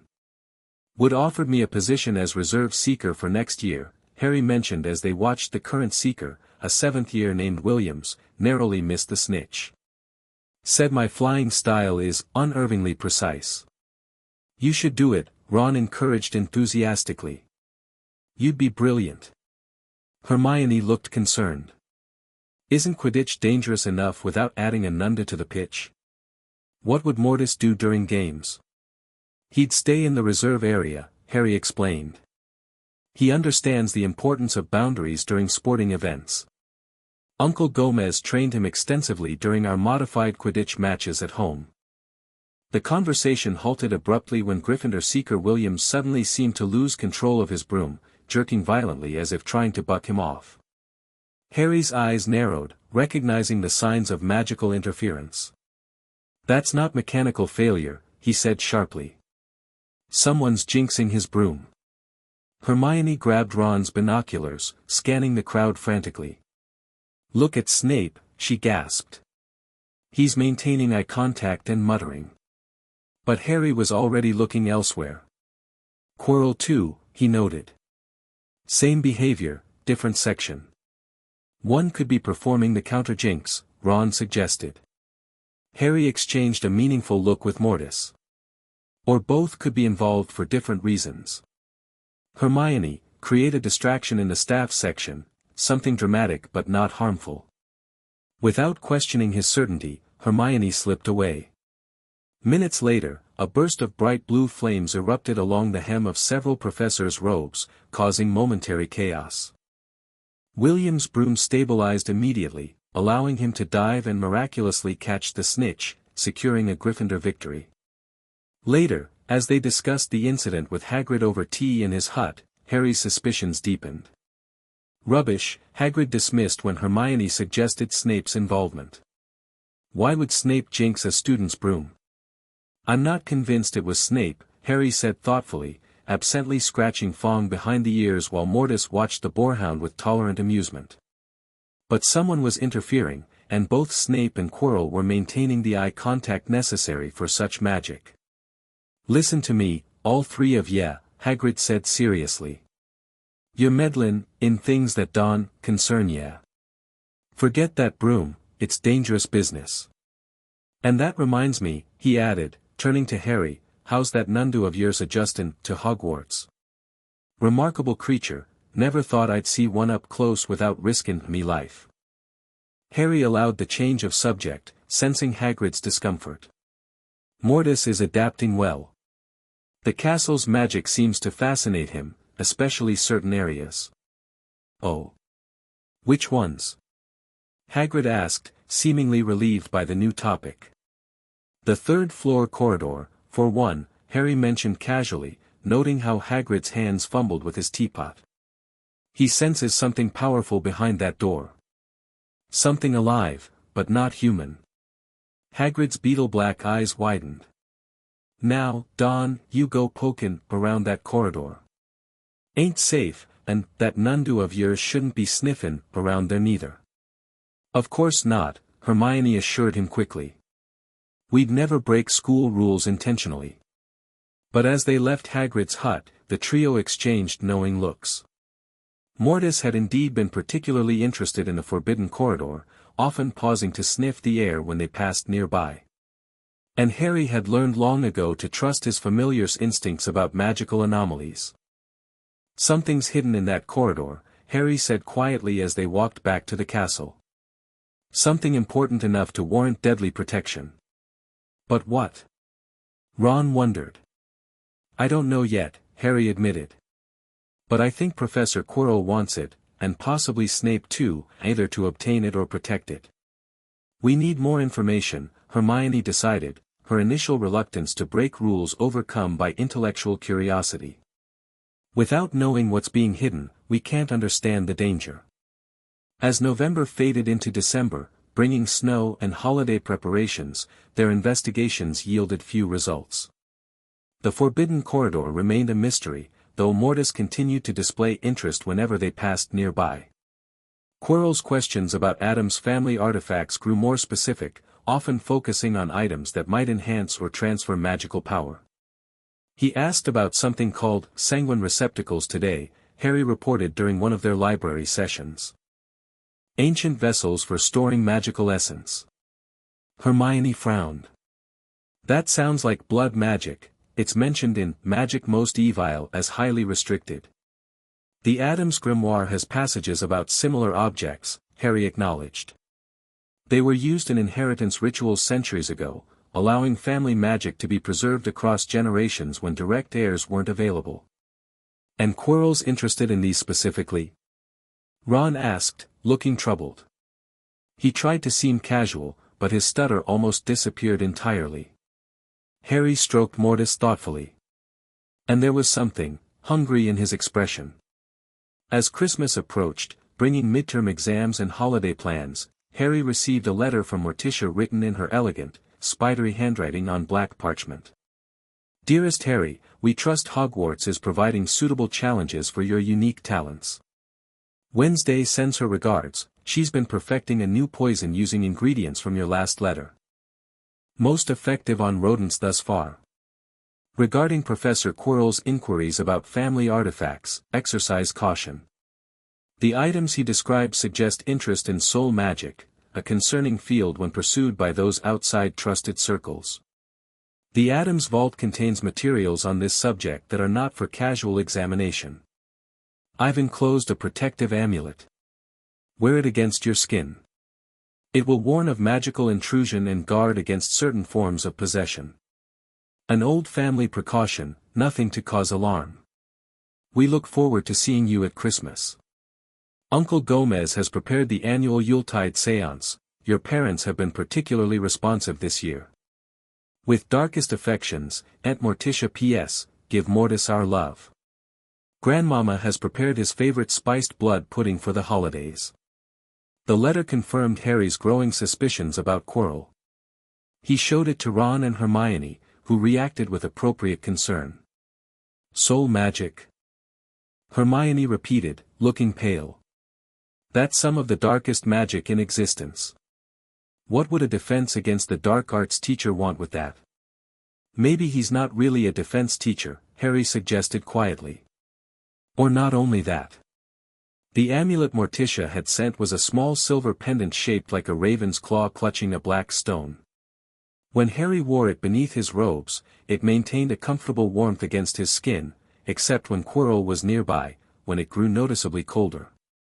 As the term wound to a close and students prepared to depart for the holidays, Harry reflected on his first months at Hogwarts. The initial fears about Mortis had largely subsided, with many students now greeting the Nundu by name. His academic performance remained uneven but improving, excellent in practical magic, sometimes struggling with theoretical constraints. Most significantly, he had formed genuine friendships, not just with Ron and Hermione, but with others who had overcome their initial wariness to discover the person behind the famous name and unusual familiar. Neville Longbottom had become a quiet ally, particularly after Harry helped him master a difficult herbology technique.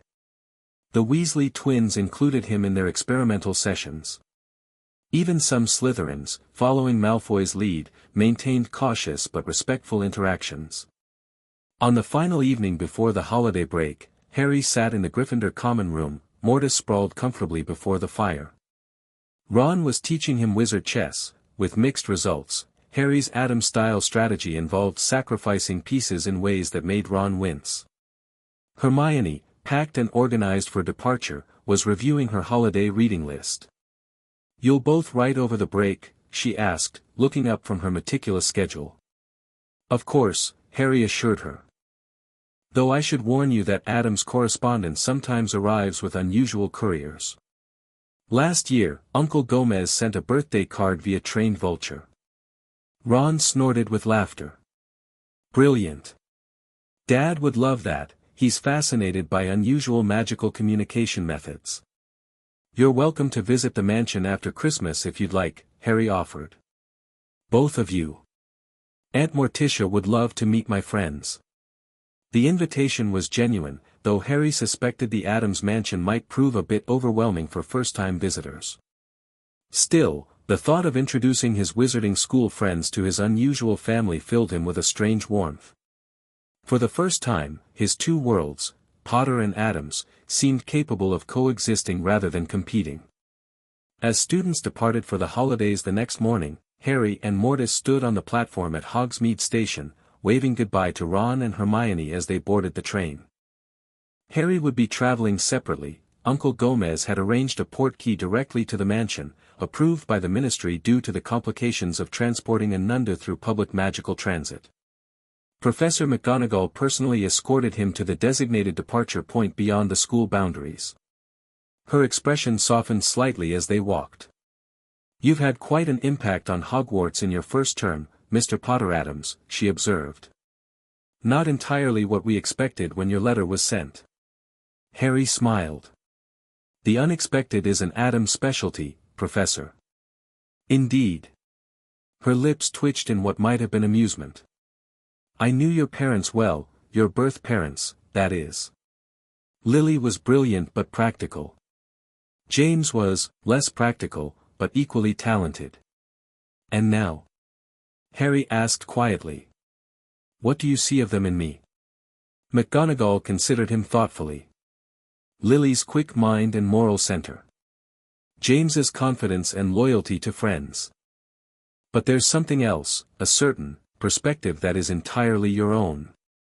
Or perhaps," she amended, glancing at Mortis, "entirely Addams."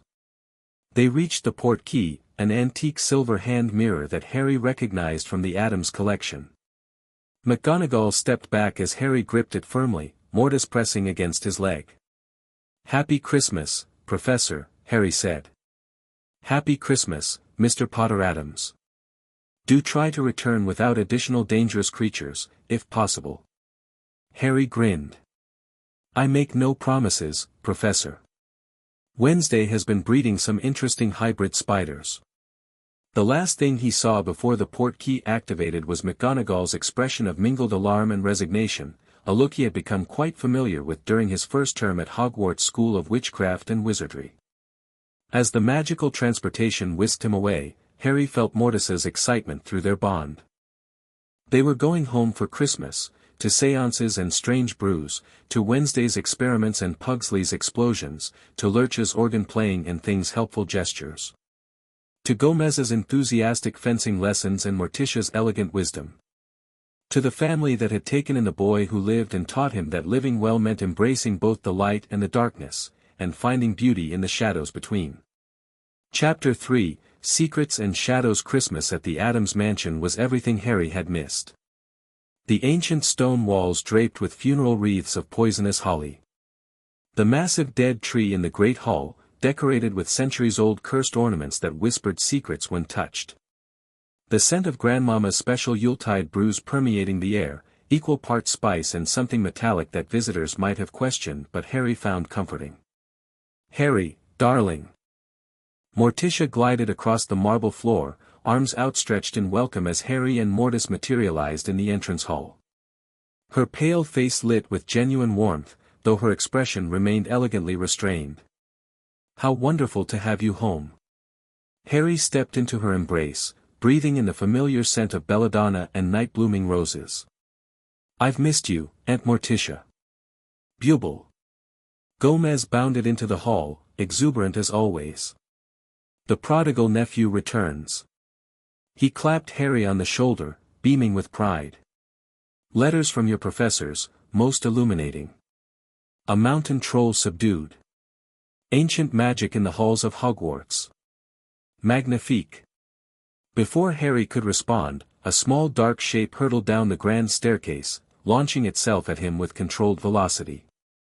Wednesday wrapped her thin arms around his waist in a rare display of affection, her face remaining utterly expressionless. "You survived," she stated flatly. "I calculated a 63% chance of expulsion due to Mortis consuming a student." "Sorry to disappoint," Harry grinned, returning her hug. "Mortis has been perfectly behaved." "Pity," Wednesday replied, but the corner of her mouth twitched slightly. Pugsley barreled in next, his round face split in a wide grin. "Harry. Did you bring back any cursed objects? Forbidden forest specimens?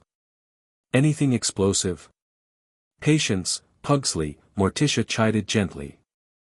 "Let your cousin settle in first. There will be plenty of time for exchanging educational contraband." Lurch appeared silently, taking Harry's trunk with a groaning, "Welcome home," that conveyed genuine feeling despite its brevity. Thing skittered across the banister, patting Harry's shoulder in greeting before scampering off on some errand. Mortis padded across the hall to greet the family, receiving appreciative strokes from Morticia and an enthusiastic wrestling match from Pugsley that would have terrified any Hogwarts student. The Nundu seemed to relax visibly, his spotted coat rippling with contentment in the familiar surroundings. "He's grown," Morticia observed with approval, examining Mortis with a connoisseur's eye. "His breath sac is developing beautifully. And the pattern on his coat, exquisite." The students were afraid at first, Harry admitted as they moved toward the drawing room. "But they're adjusting. Some even greet him by name now." "Adaptation to terror," Wednesday nodded sagely. "A basic survival mechanism." Gomez barked a laugh, retrieving a dueling sword from a nearby suit of armor. "That's the spirit. Break their expectations. Challenge their limitations. En garde." He tossed Harry a matching blade, which the boy caught deftly. Within moments, they were fencing across the drawing room, leaping over furniture and dodging priceless artifacts with practiced ease. Harry parried a complex attack, his movements fluid after years of Gomez's tutelage. Morticia watched with quiet pride while Wednesday made clinical observations about their technique. "Your form has improved," Gomez declared, executing a particularly daring lunge that Harry narrowly evaded. "Hogwarts hasn't dulled your reflexes. Professor Flitwick has been helping me," Harry explained between moves. "He was a dueling champion. Says my style is unorthodox but effective." "Ha! An Addams is always unorthodox," Gomez declared. "It's our finest quality." Later, after Harry had unpacked and changed into more comfortable clothes, the fine black silk that was standard Addams casual wear, the family gathered in the library. Ancestral portraits watched with interest as Harry recounted his Hogwarts experiences in greater detail. "This Professor Snape," Morticia mused, elegant fingers steepled beneath her chin. "You say he seems conflicted about you?" Harry nodded, absently stroking Mortis who had settled at his feet. "He expected me to be exactly like my father, James Potter, whom he clearly disliked. But my Addams upbringing confuses him. I excel at potions, which surprises him, but I use techniques Grandmama taught me instead of the textbook methods." Severus Snape, Grandmama cackled from her rocking chair by the fire. "I remember him as a student, brilliant but bitter. Had a gift for creative curses and potion modifications. Could have been an Addams with the right guidance." "And this mirror of Eris that Dumbledore mentioned in his letter," Morticia continued. "He says you haven't encountered it yet, but he's concerned you might. It shows the viewer's deepest desire, which can be dangerously addictive." "Sounds delightful," Wednesday commented dryly. "Psychological torture disguised as a gift." "The Addams collection has a similar artifact," Gomez mentioned, puffing his cigar. "The mirror of Morbius in the West Wing. Shows you your own death rather than your desire. Much more practical, I always thought." Harry's expression grew thoughtful. "There's something else. Professor Quirrell has been asking questions about Addams Family artifacts, specifically ones related to soul magic and life extension." A heavy silence fell over the library.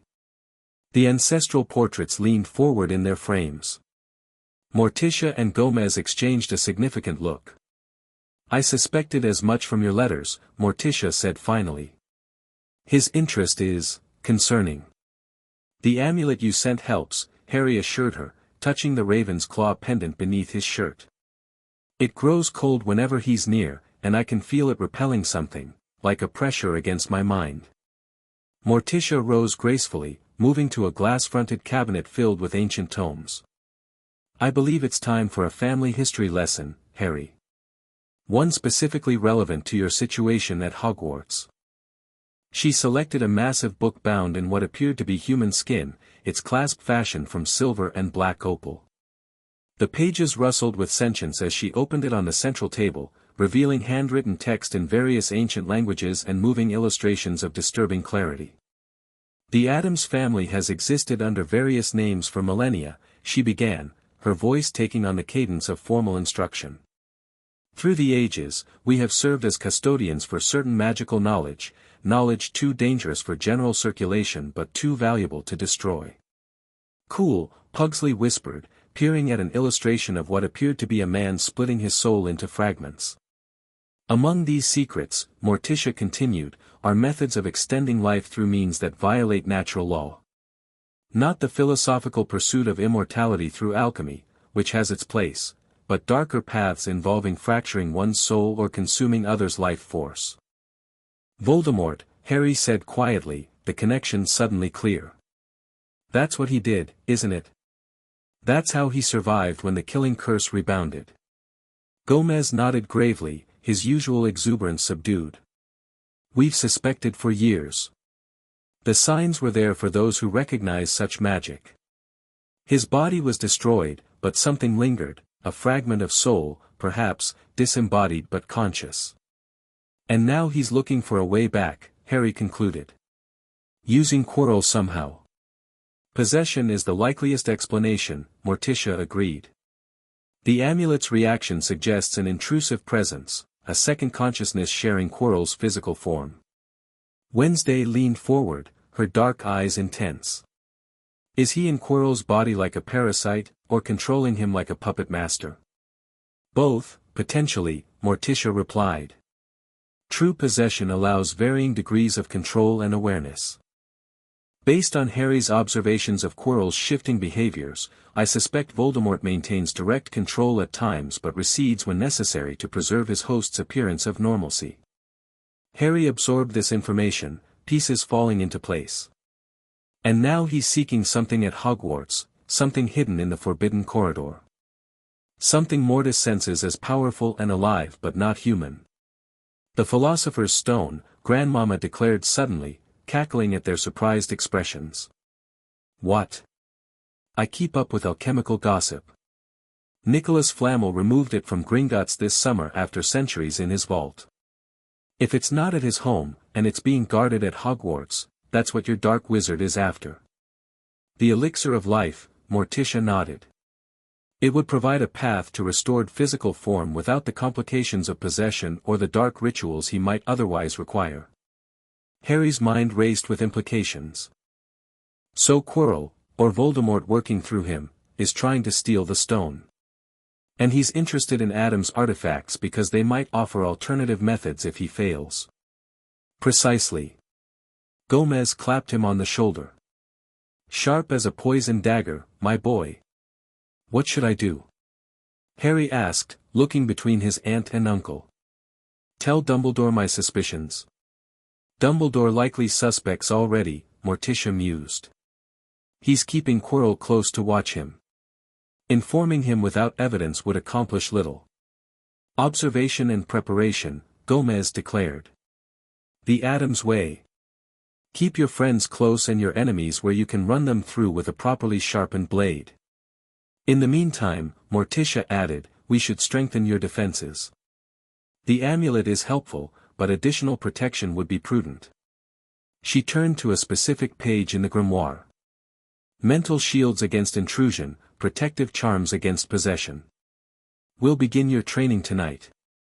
The remainder of the Christmas holiday was split between normal family activities, the traditional séance where Harry communicated briefly with James and Lily's spirits, explosive gift exchanges, and Grandmama's festive feasts, and intensive magical training. Each night, Morticia and Gomez schooled Harry in ancient defensive magic that wouldn't be taught at Hogwarts for centuries, if ever. They practiced in the family crypt beneath the mansion, where ambient magic ran strongest. Harry learned to construct mental barriers against intrusion, to recognize and repel possessing entities, and to channel his innate magic through intent rather than structured spells when necessary. Magic exists in you independent of words or wands, Morticia instructed as Harry practiced pushing back against her controlled mental probe. They are useful focuses, but in moments of true need, your will and intent matter most. By the time the holiday drew to a close, Harry had mastered the basics of these protective arts. He'd also been gifted additional safeguards, a set of obsidian rune stones for detecting dark magic, a vial of purified Addams family blood for emergency rituals, and a small silver dagger with protective sigils etched into the blade. For last resorts only, Morticia cautioned as she presented the dagger. Blood magic is closely monitored at Hogwarts, but in true danger, this blade will allow you to channel your family protection. On his final night home, Harry sat with Wednesday in her laboratory, watching as she methodically dissected what appeared to be a rare magical beetle. Mortis lounged nearby, occasionally batting at specimen jars with casual interest. You've changed, Wednesday observed without looking up from her work. Her small hands moved with surgical precision. Hogwarts has affected you. How so? Harry asked, genuinely curious about his cousin's assessment. You're more balanced now. She pinned a translucent wing to her specimen board. Before, you were Addams with Potter influences.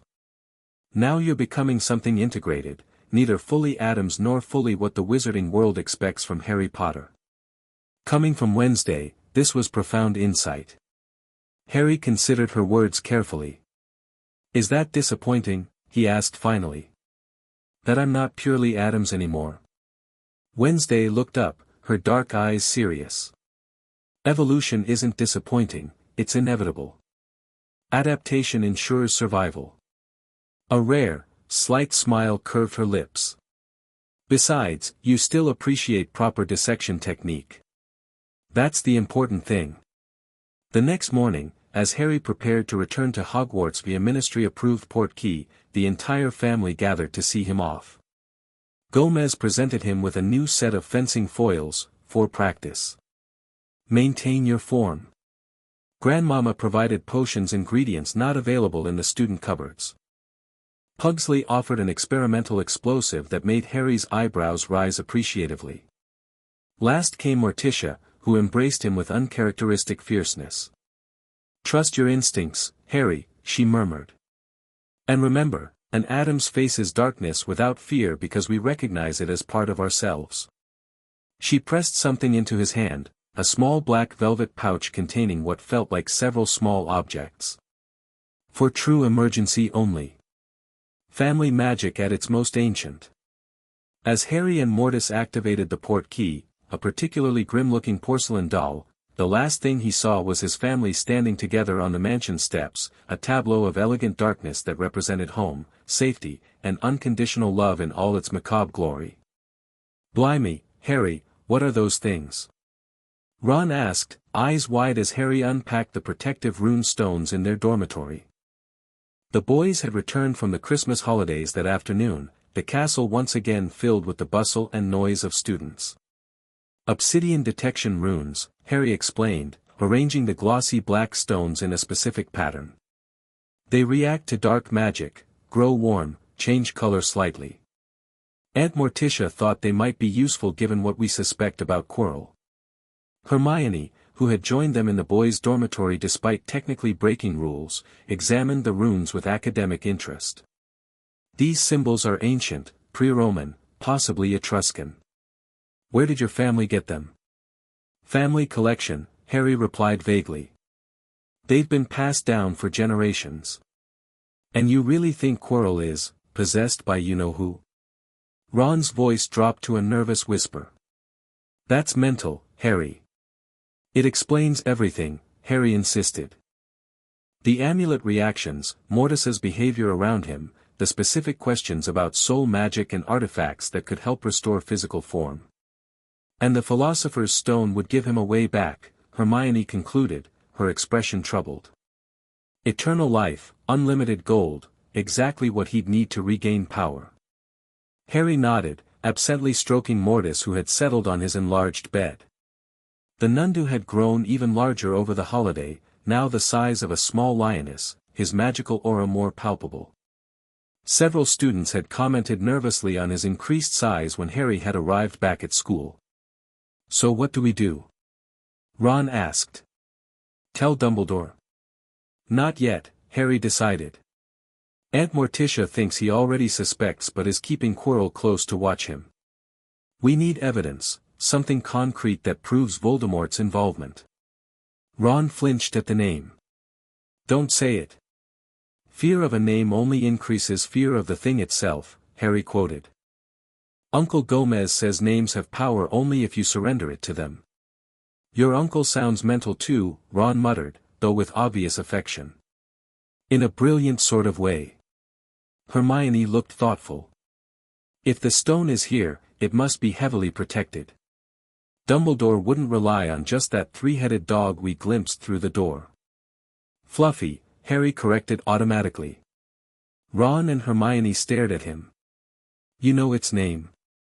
Ron asked incredulously. "Hagrid mentioned it when I asked about unusual magical creatures at Hogwarts," Harry explained. "He's quite proud of him, bred him specially. Mortis has been curious about him since we arrived." "You're not thinking of trying to get past it, are you?" Hermione looked alarmed. "Even with Mortis, that would be incredibly dangerous." "Not unless absolutely necessary," Harry assured her. "But knowing what protects the stone might help us understand who's trying to steal it and how. Quirrell might not be working alone." This conversation established their mission for the weeks that followed: gather information about the stone's protections while watching Quirrell for suspicious behavior. They divided responsibilities according to their strengths. Hermione researched Nicholas Flamel and the Philosopher's Stone in the library. Ron, with his strategic mind, worked on mapping the castle's security and professor movements. Harry focused on Quirrell himself, using the detection runes and Mortis's acute senses. January passed in a blur of classes, investigations, and increasingly difficult homework as professors prepared them for end-of-year exams. Harry maintained his uneven but improving academic performance, excelling in practical magic while sometimes struggling with theoretical constraints. Professor Flitwick continued their special sessions on harmonizing magical approaches, helping Harry channel his Addams-taught techniques into forms acceptable at Hogwarts. "Your instinctive grasp of magical intent is remarkable," the tiny professor commented during one session as Harry successfully transformed a teacup not just into a rat, the assigned task, but into a particular species of poisonous rodent native to South America. Though your tendency toward the macabre is distinctive. Is that a problem? Harry asked, watching his creation scurry along the desk with its venomous tail raised. Not at all. Flitwick squeaked. Magic reflects the caster. Your upbringing naturally influences your magical expression. The challenge is channeling that expression into standardized forms when required for academic assessment. Harry appreciated Flitwick's acceptance of his unique approach, which contrasted sharply with Snape's continued suspicion and McGonagall's prim insistence on conventional methodology. Defense against the dark arts remained particularly tense, with Quirrell's interest in Harry growing increasingly obvious. The DD detection and containment of D-dark magic, Quirrell stammered during one lesson, his watery eyes fixed on Harry, often requires understanding and magical signatures. Some F families have distinctive signatures that persist through generations. Like the Addams blue flame, Seamus Finnegan called out, referring to the distinctive azure tint that often characterized Harry's spellwork. Precisely, Quirrell nodded, never taking his eyes off Harry. The Potter-Addams combination is particularly interesting. Ancient protection through the maternal line, combined with unusual family magic. The professor's stutter noticeably diminished whenever he discussed topics related to dark magic detection, a pattern Harry had begun documenting carefully. Mortis, who now waited in the corridor during classes due to his size, always greeted Harry after defense with particular vigilance, as if checking for contamination. February brought another development, Harry's discovery of the Mirror of Erist. It happened late one evening when he was using his invisibility cloak, a Christmas gift left anonymously at the foot of his bed with a note saying it had belonged to James Potter. Harry had been exploring the castle after hours, Mortis padding silently beside him, when they discovered an unused classroom containing nothing but an ornate mirror. Harry approached cautiously, remembering Morticia's warnings. The inscription along the top read, Erist stra eru oit ube kafru oit anwosi. I show not your face but your heart's desire, Harry translated, reading backward as Wednesday had taught him during their cryptography lessons. When he stood before the mirror, the image that appeared made his breath catch. There he stood, but not alone. On one side were James and Lily Potter, just as they appeared in photographs, his father's untidy hair and glasses, his mother's kind smile and brilliant green eyes. On his other side stood Morticia and Gomez, elegant and proud.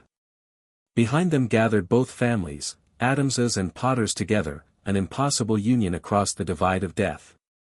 In the reflection, both families had their hands on Harry's shoulders, their expressions showing equal pride and love. At his feet sat Mortis, exactly as he appeared in reality, the only element unchanged in the mirror's vision. So this is desire, Harry whispered, understanding the mirror's dangerous allure. This was something that could never be, his birth parents alive, his two families united. A vision both beautiful and painful in its impossibility. A soft sound behind him made Harry turn.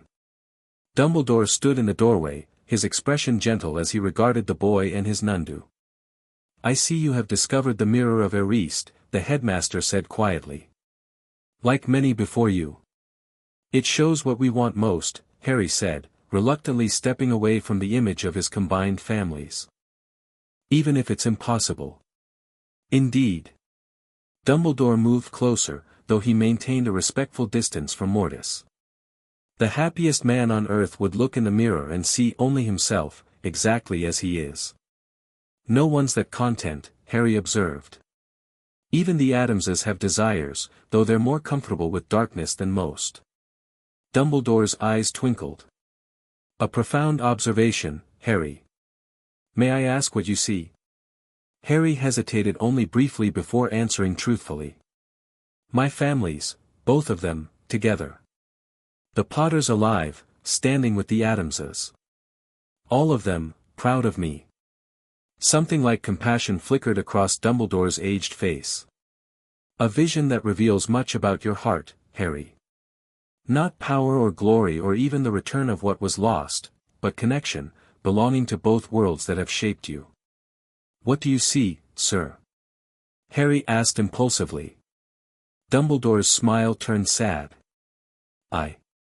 I see myself holding a pair of thick, woolen socks. One can never have enough socks.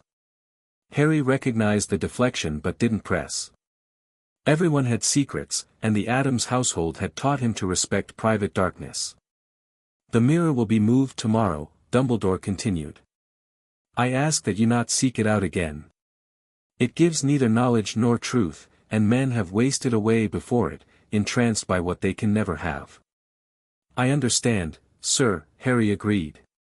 The vision had been beautiful but painful, a dangerous combination. As they left the classroom, Dumbledore paused. Harry, may I make an observation? Your approach to Hogwarts has been, refreshingly unconventional. I admit I had concerns when the Addamses claimed guardianship, but you've integrated your unique upbringing with your schooling admirably. Thank you, Professor. I'm trying to honor both heritages. Indeed. And you're familiar. Dumbledore glanced at Mortis, who regarded the headmaster with alert amber eyes. Most unusual, yet the bond between you is clearly genuine. Extraordinary magic, forming such a connection with a creature of his power. Mortis chose me, Harry said simply. We recognized something in each other. The ability to see beyond surface danger to deeper truth is rare, Harry. Nurture that gift. With those cryptic words and a nod of farewell, Dumbledore continued down the corridor, his robes sweeping the floor softly. Harry didn't seek out the mirror again, though its vision stayed with him, a reminder of the dual heritage he carried. Instead, he channeled his energy into their investigation, which gained momentum when Hermione finally discovered information about Nicholas Flamel in a massive tome she'd checked out for light reading. Listen to this, she whispered excitedly in the library.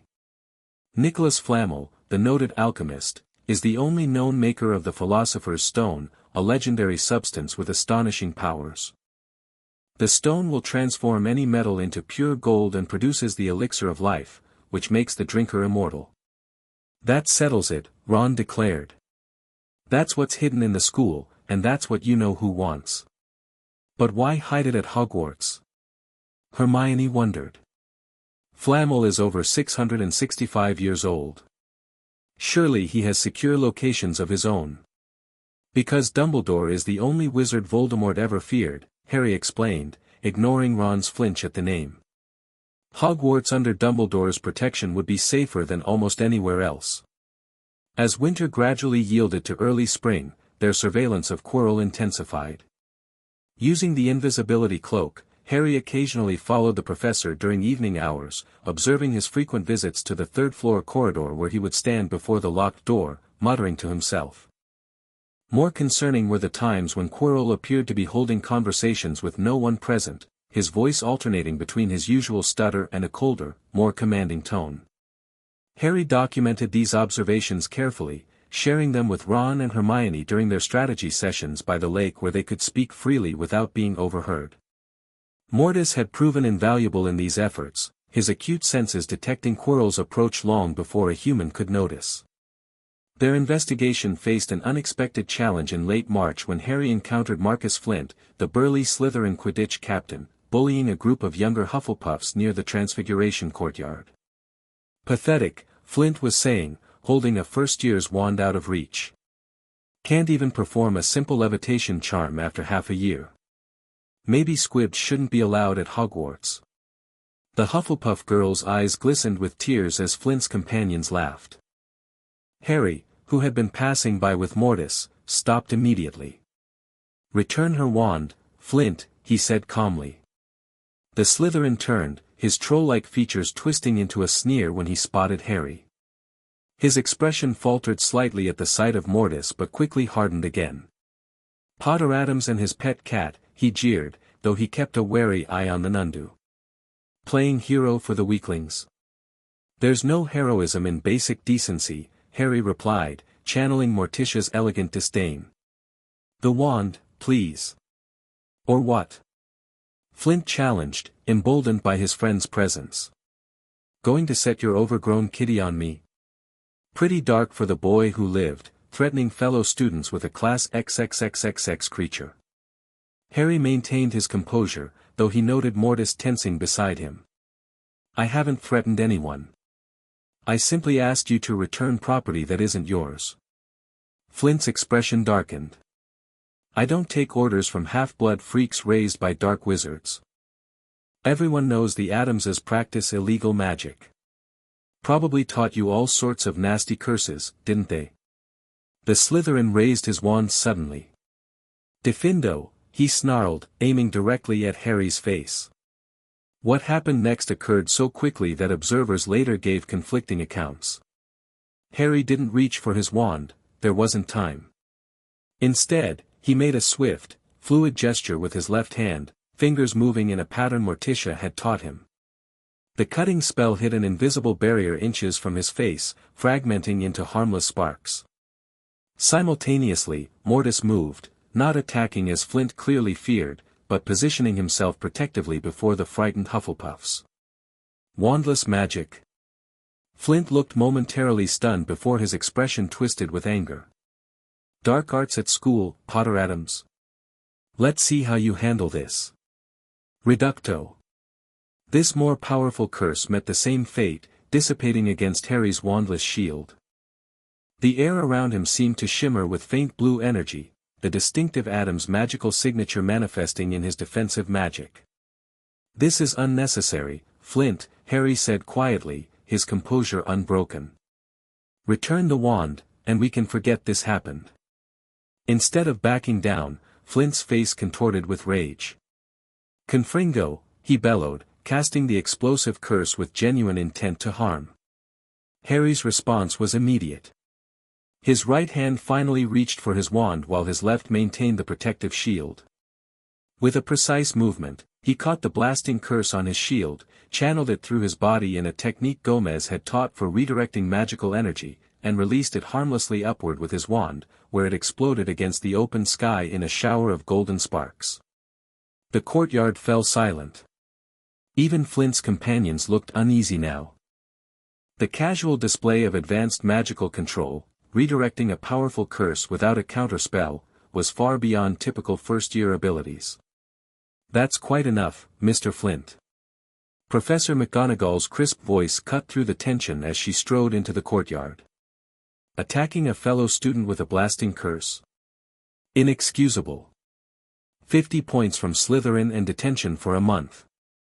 She turned to Harry, her expression a complex mixture of concern and what might have been reluctant admiration. Mr. Potter Addams, while your restraint is commendable, that was extraordinarily dangerous magic. Where did you learn such techniques? Family training, Professor, Harry answered honestly. Uncle Gomez believes in defensive preparation. McGonagall's lips thinned.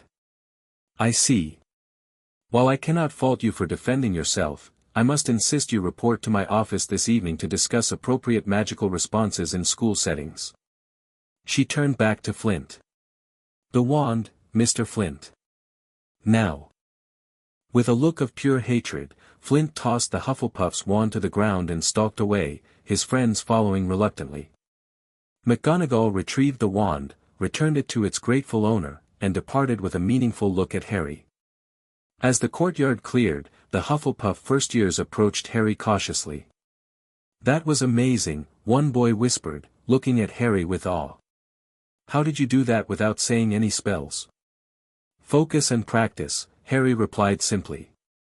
Magic responds to intent as much as words. The girl whose wand had been taken stepped forward hesitantly. Everyone says you're strange because of your family and your, She glanced nervously at Mortis. Nundu familiar, Harry supplied. Right. But you helped us when you didn't have to. She smiled shyly. Thank you. The incident spread through Hogwarts with predictable speed, transforming yet again how students perceived Harry. The initial fear of his Nundu had evolved into cautious acceptance over months. Now, his display of advanced magical ability without apparent dark intent added another layer, respect. Even Slytherin House seemed divided in its response. While Flint and his immediate circle nursed their grudge, others like Draco Malfoy regarded Harry with increased interest rather than hostility. Wandless shielding at 11, Malfoy commented during potions the following day, his tone somewhere between envious and impressed. The Addams education has its advantages. All magical families have unique knowledge, Harry replied diplomatically. The Malfoys must have their own traditional magic worth preserving. This acknowledgement seemed to please Draco, who nodded thoughtfully. Father says the standardization of magical education has weakened pure-blood heritage. Perhaps he and your aunt have more common ground than I realized. The conversation highlighted a complexity Harry was increasingly aware of. His Addams upbringing aligned him with traditionalists in some ways, despite the family's notorious eccentricity and his own half-blood status. It created unexpected connections across house lines, particularly with students from older magical families who recognized the value of preserved knowledge. That evening in Professor McGonagall's office, Harry faced a different perspective. "Mr. Potter Addams," she began, sitting rigidly behind her desk, "while your defensive skills are remarkable, I must express concern about their nature. Wandless magic at your age is extremely unusual, and redirecting curses rather than blocking them suggests training well beyond Hogwarts curriculum. The Addams family believes in comprehensive magical education," Harry explained. "Self-defense is considered essential, starting from childhood." McGonagall's expression softened marginally. "I understand your family has different educational priorities. However, at Hogwarts, we have established protocols for student conflicts that don't involve advanced magical techniques that could potentially escalate situations." "I didn't escalate, Professor," Harry pointed out respectfully. "I didn't attack Flint, even when he used increasingly dangerous spells. I only defended myself and the Hufflepuffs." "True," she acknowledged. "Your restraint was commendable, especially given your obvious capability. Which leads me to my actual concern, Mr. Potter Addams. How much more advanced magic has your family taught you that we aren't aware of?" The question was direct, and Harry considered his response carefully. The Addams' approach to magic is different, not necessarily more advanced. We focus on intent and will rather than rigidly categorized spells. What I did yesterday wasn't about power, it was about understanding how magic flows and can be redirected. McGonagall studied him for a long moment. "An interesting perspective. Professor Flitwick has mentioned your unique approach in your special sessions." She sighed slightly. "I suppose I shouldn't be surprised. Your mother, Lily, also had an intuitive grasp of magical theory that went beyond textbook understanding." The mention of his birth mother caught Harry's attention. "Did you know her well, Professor?" McGonagall's stern expression softened with memory. "I taught her for 7 years and worked alongside her briefly in the Order after she graduated. Lily was exceptionally bright, creative in her approach to magical problems. She wasn't content to simply learn spells, she wanted to understand why and how they worked." "And my father? James?" Harry asked, hungry for these personal connections to his birth parents. "Brilliant in his own way, though less academically disciplined," McGonagall said, a hint of fond exasperation in her tone. "Transfiguration came naturally to him. He and his friends achieved the animagus transformation while still students, entirely unauthorized, of course, but impressive nonetheless." Harry absorbed this information eagerly. While the Addamses had always ensured he knew about James and Lily, these personal recollections from someone who had known them as individuals rather than martyrs were precious. "Professor," Harry said after a moment, "I promise I won't use advanced magic inappropriately. But I can't pretend not to know what I've been taught. It's part of who I am." McGonagall regarded him with what might have been understanding. "I'm not asking you to deny your knowledge, Mr. Potter Addams. Merely to exercise judgment in its application, particularly in a school setting where others may misinterpret or misuse what they observe." "That seems reasonable," Harry agreed. "Good." McGonagall's brisk manner returned. "Now, regarding your Nundu, Mortis has grown considerably since September. Professor Kettleburn has expressed interest in consulting with you about his development for the sixth-year Care of Magical Creatures curriculum. The meeting concluded with no punishment for Harry but a clear understanding that magical restraint was expected, regardless of provocation. As he left her office with Mortis padding silently beside him, Harry reflected on the complex balance he was navigating, honoring his Addams upbringing while adapting to Hogwarts expectations. That night in the common room, Ron and Hermione had questions about the incident that hadn't been answered by rumor. "Did you really redirect a blasting curse without a counterspell?" Ron asked incredulously. "Fred and George said that's mastery-level magic." "It's not as impressive as it sounds," Harry said modestly. "It's about feeling the magical current and guiding it rather than blocking it directly. Uncle Gomez says opposing force with equal force wastes energy." "But wandless shielding at our age," Hermione persisted, her academic curiosity piqued.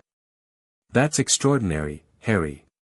Most adult wizards can't manage that." Harry shrugged. "The Addams approach teaches magic as an extension of will before introducing wands. It makes wandless work feel natural rather than advanced."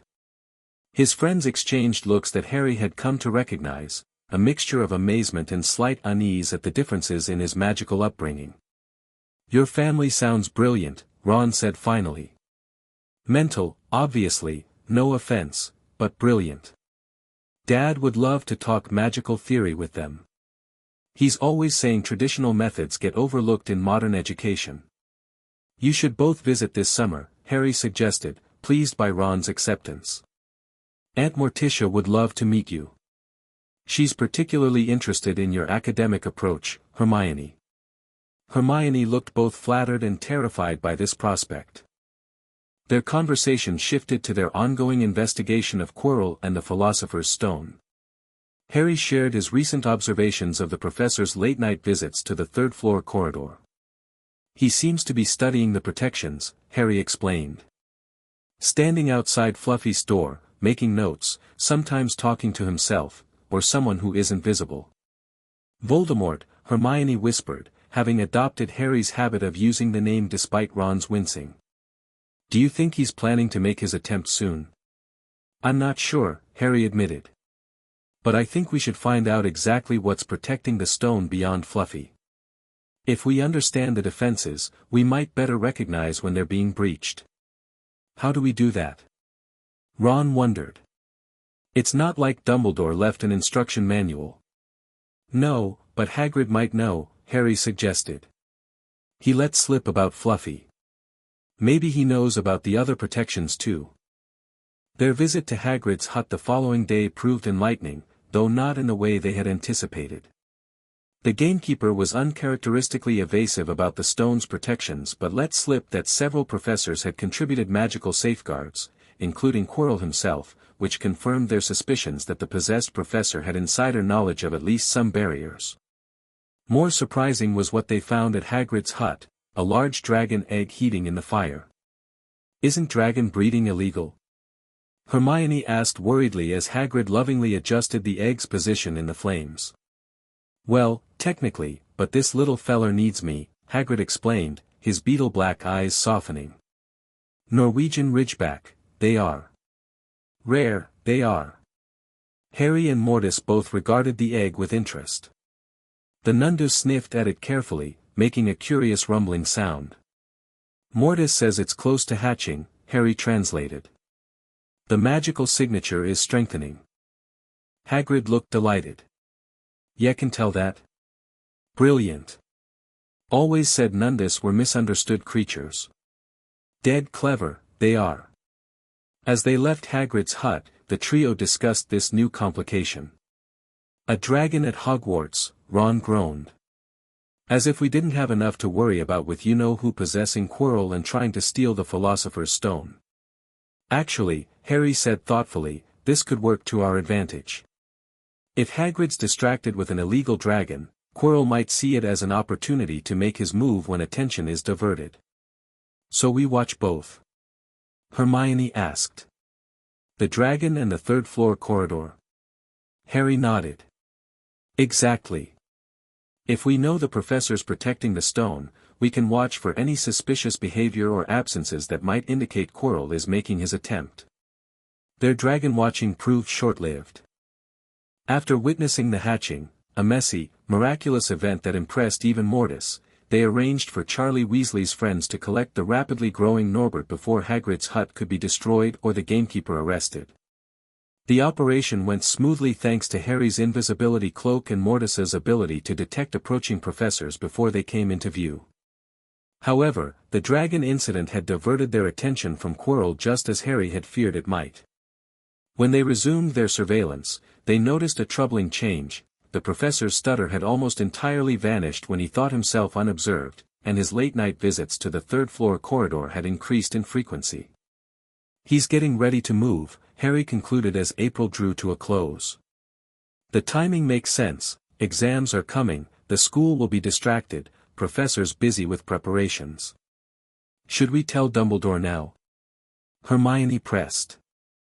"We have more evidence of suspicious behavior." Harry hesitated. "Observations aren't proof of possession. We still don't have anything concrete linking Quirrell to Voldemort specifically." "What about asking Professor McGonagall?" Ron suggested. "She might take us more seriously, especially after that incident with Flint showed she respects your magical judgment."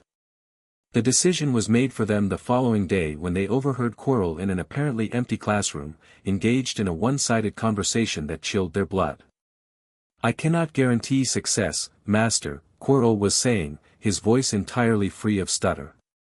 "Dumbledore suspects," a second voice interrupted, high, cold, and unnaturally clear despite seeming to come from nowhere, "excuses. Always excuses. The stone must be acquired before the year ends. My patience grows thin, Quirrell." "Yes, Master, of course. But the final barrier, Dumbledore's protection, remains unknown." "Then eliminate Dumbledore from the equation," the cold voice commanded. "Create a diversion that draws him from the castle. Your continued failures disappoint me greatly." "It shall be done, Master." "I have already." The conversation ended abruptly as Mortis, who had been silently tracking the voices with Harry under the invisibility cloak, accidentally brushed against a suit of armor, causing a slight metallic sound. Quirrell whirled toward the door, his face contorted with alarm. "Who's there?" he demanded, all trace of his public persona vanished. "Hominum revelio."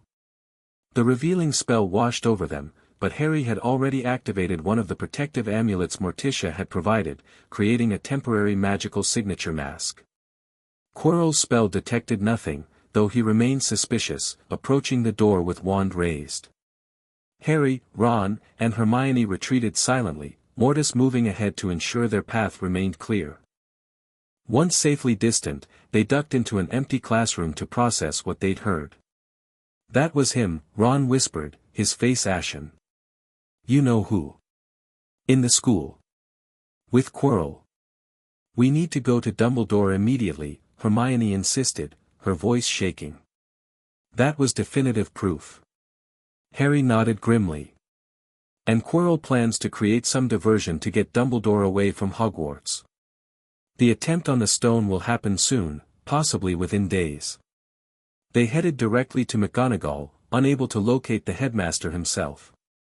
Her reaction was not what they had hoped. Professor Dumbledore received an urgent owl from the Ministry of Magic and left immediately for London, she informed them, looking surprised by their evident alarm. "He's gone." "Now?" Harry asked incredulously. "Professor, this is important, it's about the Philosopher's Stone." McGonagall's books slipped from her grasp in shock. "How do you know?" "Someone's going to try and steal it," Harry pressed. "Tonight, probably. With Dumbledore gone." The professor's expression hardened. "I don't know how you discovered the stone's existence, but I assure you it is perfectly well protected. Professor Dumbledore will return tomorrow. Now, I suggest you all return to your dormitory quietly." Frustrated by her dismissal, they regrouped in an empty corridor. "She didn't believe us," Ron said bitterly. "Even after everything, they still think we're just kids making things up." Quirrell will make his move tonight, Harry stated with certainty. The Ministry summons was his diversion, probably false information he planted somehow. Then we have to stop him ourselves, Hermione concluded, looking terrified but determined. No one else will. It'll be dangerous, Harry warned. If Voldemort is partially manifesting through Quirrell, we'd be facing the darkest wizard of the century. Ron swallowed hard but straightened his shoulders. Well, there's 3 of us and Mortis. And you've got all that mental Addams magic. Better odds than most, right? Harry felt a surge of gratitude for his friend's courage. We'll need to prepare. Meet in the common room at midnight with anything that might help, potions, spellbooks, protective items, anything. As they separated to gather supplies, Harry took Mortis to a quiet corner of the grounds. Kneeling beside the Nundu, he opened their familiar bond fully, communicating through the magical connection that transcended words. Tonight will be dangerous, he said softly, one hand resting on Mortis's powerful shoulder. Possibly deadly. I won't ask you to face that risk if you don't choose it. The Nundu's amber eyes met his with absolute clarity. Through their bond, Harry felt unwavering loyalty, fierce protectiveness, and something deeper, a shared destiny Mortis had sensed from their first meeting. There was no hesitation in the great cat's response. Where Harry went, Mortis would follow, regardless of danger. Thank you, Harry whispered, resting his forehead briefly against the Nundu's spotted one. Together, then. That evening, Harry removed the small black velvet pouch Morticia had given him as a last resort. Inside were 7 small objects, a vial of silvery liquid, 3 rune-inscribed stones, a small bone whistle, a tiny mirror, and what appeared to be a preserved scarab beetle with obsidian inlays. Each represented ancient Addams Family magic, emergency measures for truly dire circumstances. Harry hoped they wouldn't be necessary but secured the pouch inside his robes where the items would be easily accessible. At midnight, the 3 friends met in the common room. Hermione had brought potions and her extensive notes on spells that might prove useful. Ron contributed his strategic mind, having mapped the quickest route to the 3rd-floor corridor and devised contingency plans. Harry had his invisibility cloak, Addams' protective amulets, and of course, Mortis, perhaps their greatest asset against whatever awaited them. Ready? Harry asked quietly. His friends nodded, their faces determined despite their evident fear. Mortis made a low rumbling sound of affirmation. Then let's go save the Philosopher's Stone. As they slipped out of the portrait hole under the invisibility cloak, which barely covered them with Mortis included, Harry felt the weight of his dual heritage more keenly than ever. He was acting to protect the world his birth parents had died defending, using the knowledge and abilities his Addams family had instilled in him. Whatever awaited them beyond Fluffy's door would test both aspects of who he was. Harry Potter Addams, the boy who lived, raised in shadows but fighting for light, with a Nundu at his side and darkness in his blood. The 3rd-floor corridor was ominously silent as they approached the forbidden door. Mortis tensed suddenly, his nose working the air currents. Someone's been here recently, Harry translated the Nundu's reaction. Quirrell. And the door's already unlocked. We're too late, Hermione whispered fearfully. No, Harry corrected, eyes narrowing. We're right on time. Chapter 4, The Philosopher's Stone. The forbidden door creaked open at Harry's touch, revealing darkness beyond and the sound of low, rumbling growls. Mortis stiffened beside him, hackles rising at the scent of another predator. Fluffy still awake, Harry whispered, holding the others back. But something's not right. As they slipped inside, the massive 3-headed dog came into view, all 6 eyes open but strangely unfocused. A small enchanted harp played itself in the corner, the music wavering inconsistently. The music's keeping him drowsy but not fully asleep, Hermione observed. Quirrell must have just passed through. We need our own music before that harp stops, Ron said anxiously, eyeing the creature's 3 massive heads. Harry reached into his pocket and produced the bone whistle Morticia had given him. This should work. It's carved from a siren's finger bone. Before the others could question this macabre instrument, Harry raised it to his lips and blew. No sound was audible to human ears, but Fluffy's heads immediately drooped, eyes closing in deep slumber. Mortis, however, flattened his ears and growled softly. "Sorry," Harry murmured to his familiar. "The frequency affects magical predators. It won't hurt you." With Fluffy safely unconscious, they approached the trapdoor the dog had been guarding.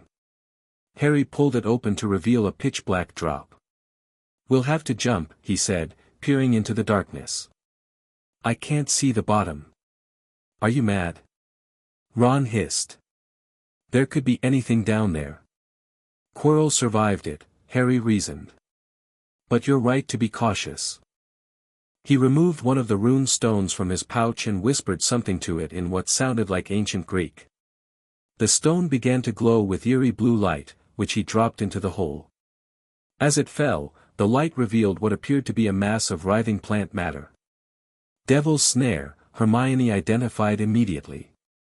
"It strangles anything that lands on it."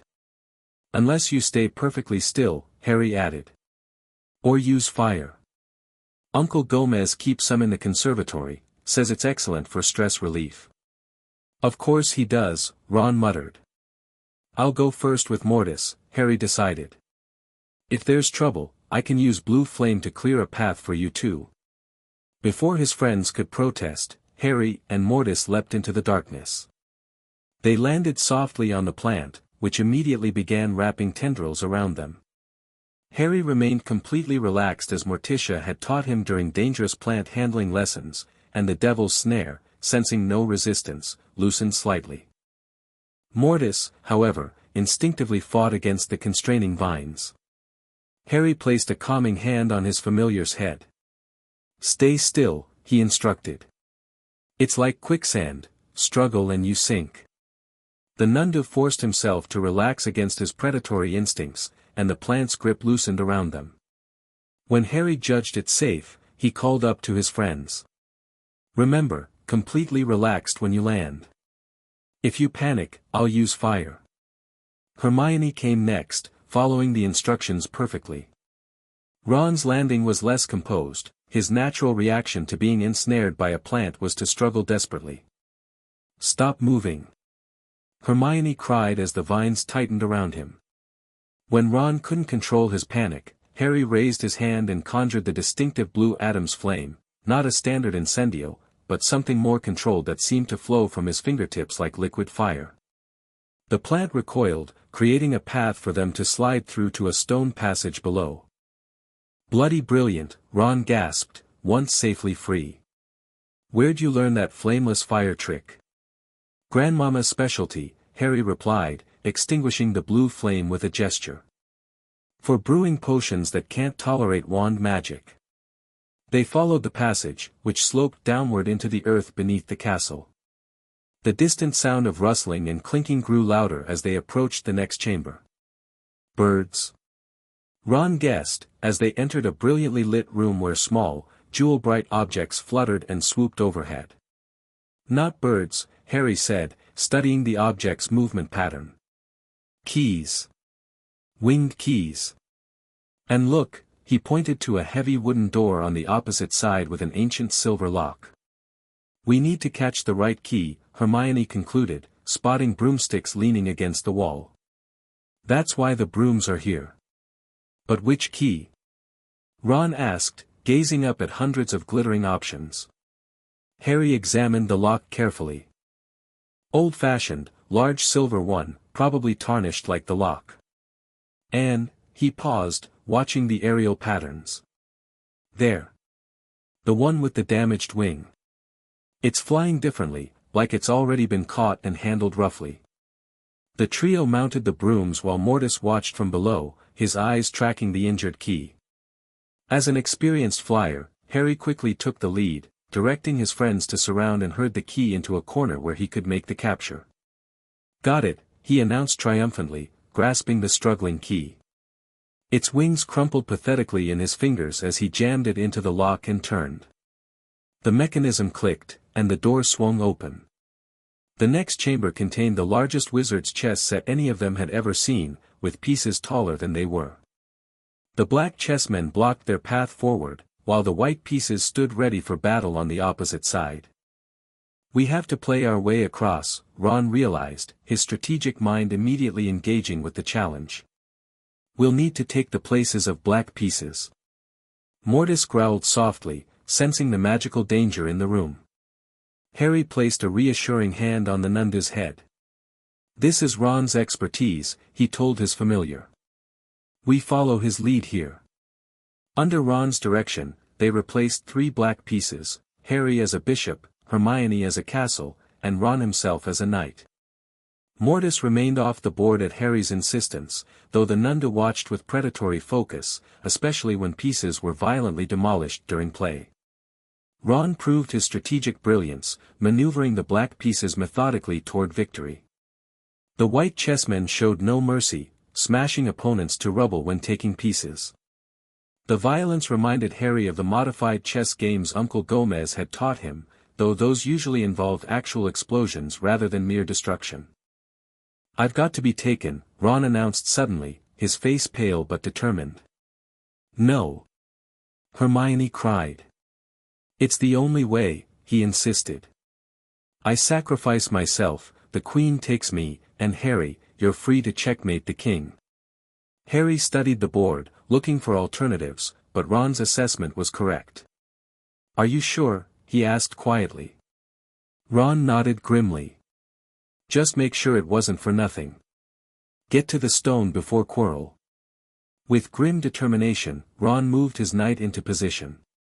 The White Queen struck mercilessly, knocking him unconscious to the floor. Hermione screamed but remained on her square as Harry calmly moved 3 spaces diagonally to checkmate the White King. The remaining white pieces bowed and moved aside, clearing their path to the next door. Harry and Hermione rushed to Ron's side, relieved to find him breathing steadily despite his injury. He needs medical attention, but he'll live, Harry assessed. Mortis, stay with him. Guard him. The Nundu looked torn, clearly reluctant to leave Harry's side. I know you want to protect me, Harry said, meeting the familiar's amber eyes, but Ron is vulnerable. He needs your protection more right now. After a moment's hesitation, Mortis padded to Ron's side and settled beside him, a living shield against any threat that might return to the chamber. The Nundu's intelligent eyes conveyed a clear message: return safely. We'll be back, Harry promised, both to Ron and Mortis. Are you sure? Hermione asked uncertainly. Mortis is your strongest protection. Ron needs him more, Harry said simply. And we still have other advantages. The next room contained a troll even larger than the one they'd faced on Halloween, already unconscious on the floor with a bloody lump on its head. Quirrell's work, Harry noted as they quickly passed by. At least we don't have to fight this one. Beyond the troll's chamber, they faced a new challenge, a doorway blocked by black flames, with a table holding 7 differently shaped bottles and a parchment of cryptic clues. Snape's protection, Harry realized, examining the potions. A logic puzzle rather than magic. Hermione scanned the parchment, her brilliant mind working through the riddle. 3 are poison, 2 are wine, 1 will get us through the black flames, and 1 will allow us back through the purple flames behind us. As she worked through the logic, Harry studied the potions themselves, mentally categorizing their properties based on color, viscosity, and the subtle magical auras only visible to those trained in the Addams method of potion identification. It's this one, Hermione concluded finally, pointing to the smallest bottle. I agree, Harry said, having reached the same conclusion through entirely different methods. But there's barely enough for 1 person. They looked at each other, understanding the implication. I'll go, Harry said firmly. You take the potion for the purple flames, go back, get Ron and Mortis to safety, and send an owl to Dumbledore. But Harry, Voldemort might be there, Hermione whispered, fear evident in her voice. I know. Harry smiled grimly. But I've been preparing for this since Christmas. Aunt Morticia made sure of that. Hermione suddenly threw her arms around him. Harry, you're a great wizard, you know. Not as good as you, he replied honestly. Me? Books and cleverness? She shook her head. There are more important things, friendship and bravery and your strange but wonderful way of seeing magic differently. Harry handed her the round bottle for the return journey. Be careful. And take care of Mortis if, he couldn't finish the sentence. Don't even think it, Hermione said fiercely. The Addamses would never forgive me if I let anything happen to you. With a final exchange of determined nods, they each drank their respective potions. Hermione shuddered as the ice-cold liquid coursed through her veins, then turned and walked safely through the purple flames. Harry felt the black potion's effect like liquid ice flooding his system, an oddly familiar sensation reminiscent of some of Grandmama's more experimental brews. Taking a deep breath, he stepped through the black flames. The final chamber was circular with a domed ceiling, illuminated by flickering torches that cast long shadows across the stone floor. In its center stood the mirror of Ariste, and before it stood Professor Quirrell, straight-backed and still, without a trace of his habitual stutter. I wondered if I'd be seeing you, Potter Addams, Quirrell said calmly, turning to face him. I knew it was you, Harry replied, keeping his voice steady despite the danger. Mortis sensed something wrong about you from the first day. Perceptive creature, you're Nundu, Quirrell observed with cold appreciation. A remarkable familiar bond for one so young. Your Addams upbringing has made you unusual. Harry remained alert, gauging the distance between them and assessing the room for tactical advantages. You've been trying to steal the Philosopher's Stone for Voldemort. Quirrell smiled thinly. Clever boy. Yes, my master is with me wherever I go. I met him during my travels. I was foolish then, full of ridiculous ideas about good and evil. Lord Voldemort showed me how wrong I was.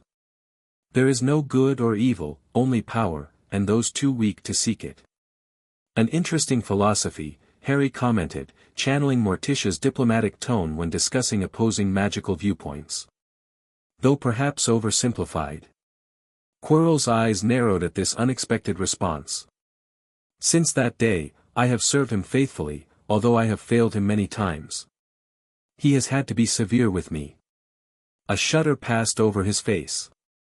He does not forgive mistakes easily. Sounds like a difficult relationship, Harry observed, slowly edging toward a position where he could see both Quirrell and the mirror. Silence. Quirrell snapped.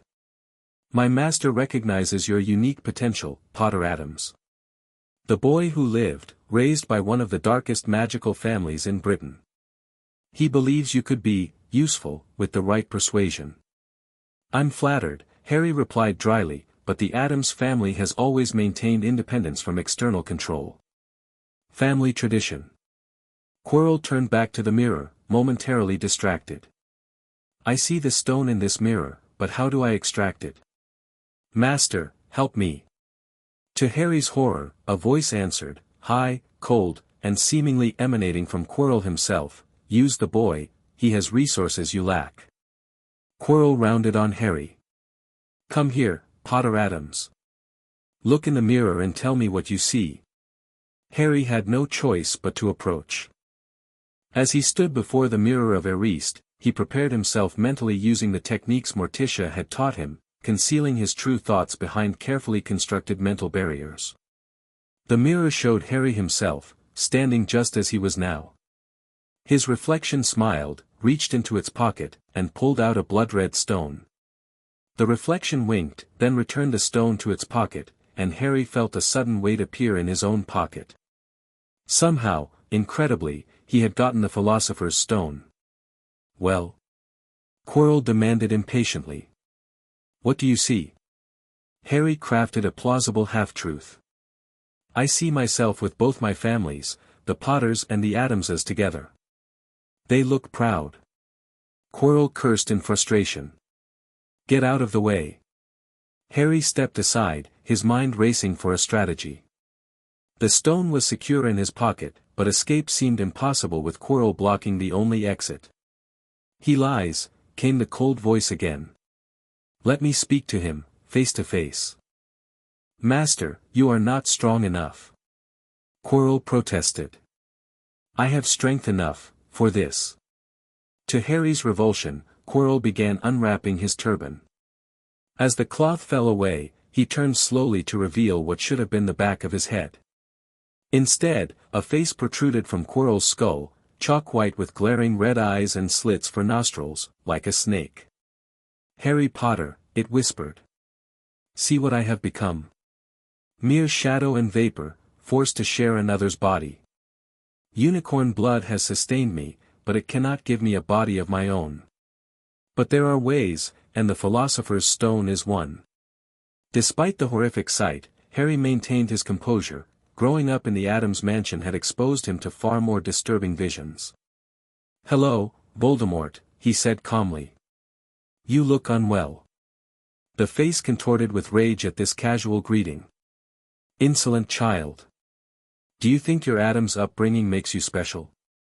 I have delved deeper into forbidden magic than your adoptive family could imagine.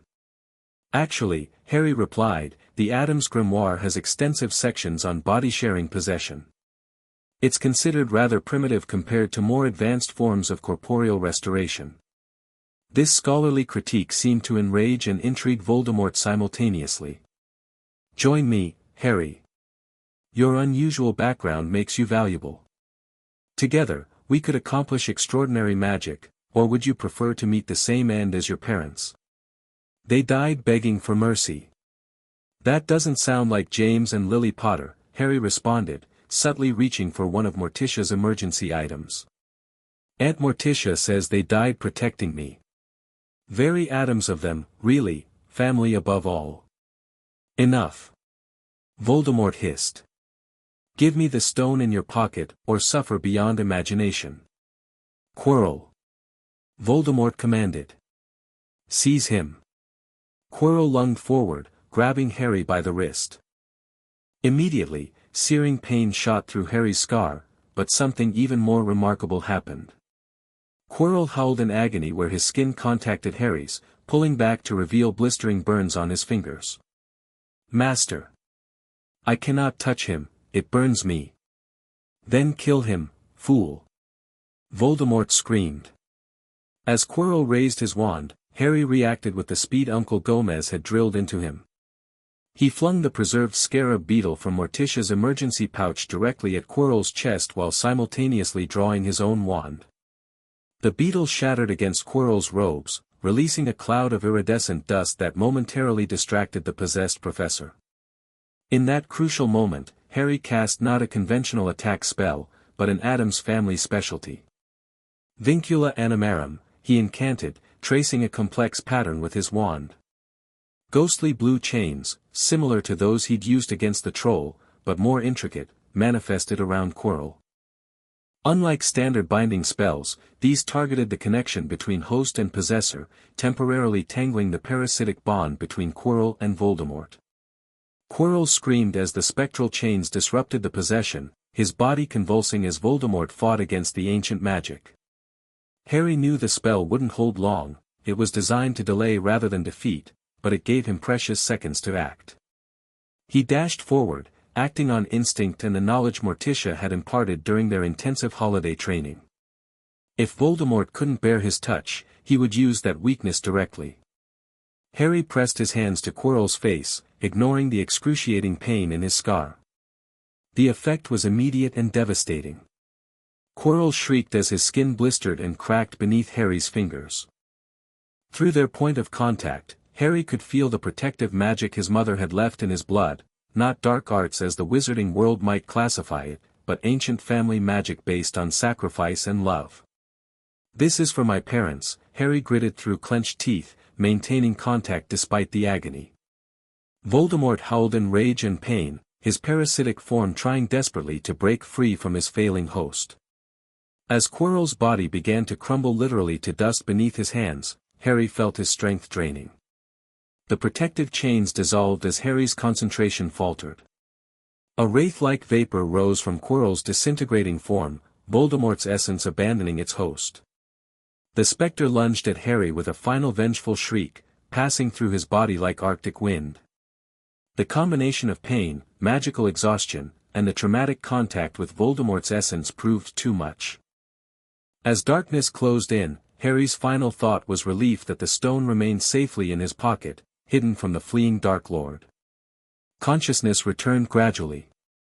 Harry became aware first of soft sheets beneath him, then the antiseptic smell of the hospital wing, and finally the gentle pressure of a large, warm body against his side. Without opening his eyes, he knew Mortis was there, keeping vigilant watch. "He hasn't left your side for 3 days," came Dumbledore's gentle voice. Madame Pomfrey was quite insistent that hospital regulations forbid magical predators near patients, but your Nundu was equally insistent about remaining. An impressive battle of wills. Harry opened his eyes to find the headmaster seated beside his bed, looking at him with a mixture of concern and profound interest. Mortis lay stretched along Harry's left side, amber eyes alert despite his relaxed posture. "Professor," Harry acknowledged, his voice rough from disuse. "The stone, safe," Dumbledore assured him. "And Quirrell is no longer with us, I'm afraid. Lord Voldemort abandoned him to his fate when you so impressively incapacitated them both." Harry tried to sit up, wincing slightly as his body protested. Mortis immediately adjusted his position to provide support. "You knew Quirrell was possessed." "I had suspicions," Dumbledore admitted. "Though I underestimated how far the possession had progressed. A mistake I shall not repeat." Harry processed this information. "And Ron and Hermione?" "Both perfectly fine. Mr. Weasley recovered quickly from his concussion, and Miss Granger has been dividing her time between researching advanced magical theory and hovering outside the hospital wing doors when Madame Pomfrey forbids visitors." Relief flooded through Harry. His friends were safe. The stone is secure now. Voldemort can't try again. Dumbledore's expression grew more serious. "After discussing the matter with Nicholas Flamel, we've agreed the stone must be destroyed." "Destroyed?" Harry repeated, surprised. "But that means Flamel and his wife will die. They have enough elixir to set their affairs in order, then yes, they will die." Dumbledore smiled gently. "To the well-organized mind, death is but the next great adventure. You know this better than most students, I suspect, given your upbringing." Harry nodded, thinking of the Addams family's comfortable relationship with mortality. "Death is part of the family," he agreed. "Uncle Gomez says it's impolite to fear what will eventually be your closest companion." Dumbledore's eyes twinkled. "A unique perspective, but not without wisdom. Now, I expect you have questions about what transpired with Professor Quirrell." "Why couldn't Quirrell touch me?" Harry asked. "It seemed to cause him more pain than my spell did." "Ah," Dumbledore leaned back slightly. "That is perhaps the most remarkable aspect of your encounter. Your mother died to save you, Harry. If there is one thing Voldemort cannot understand, it is love. He didn't realize that love as powerful as your mother's leaves its own mark.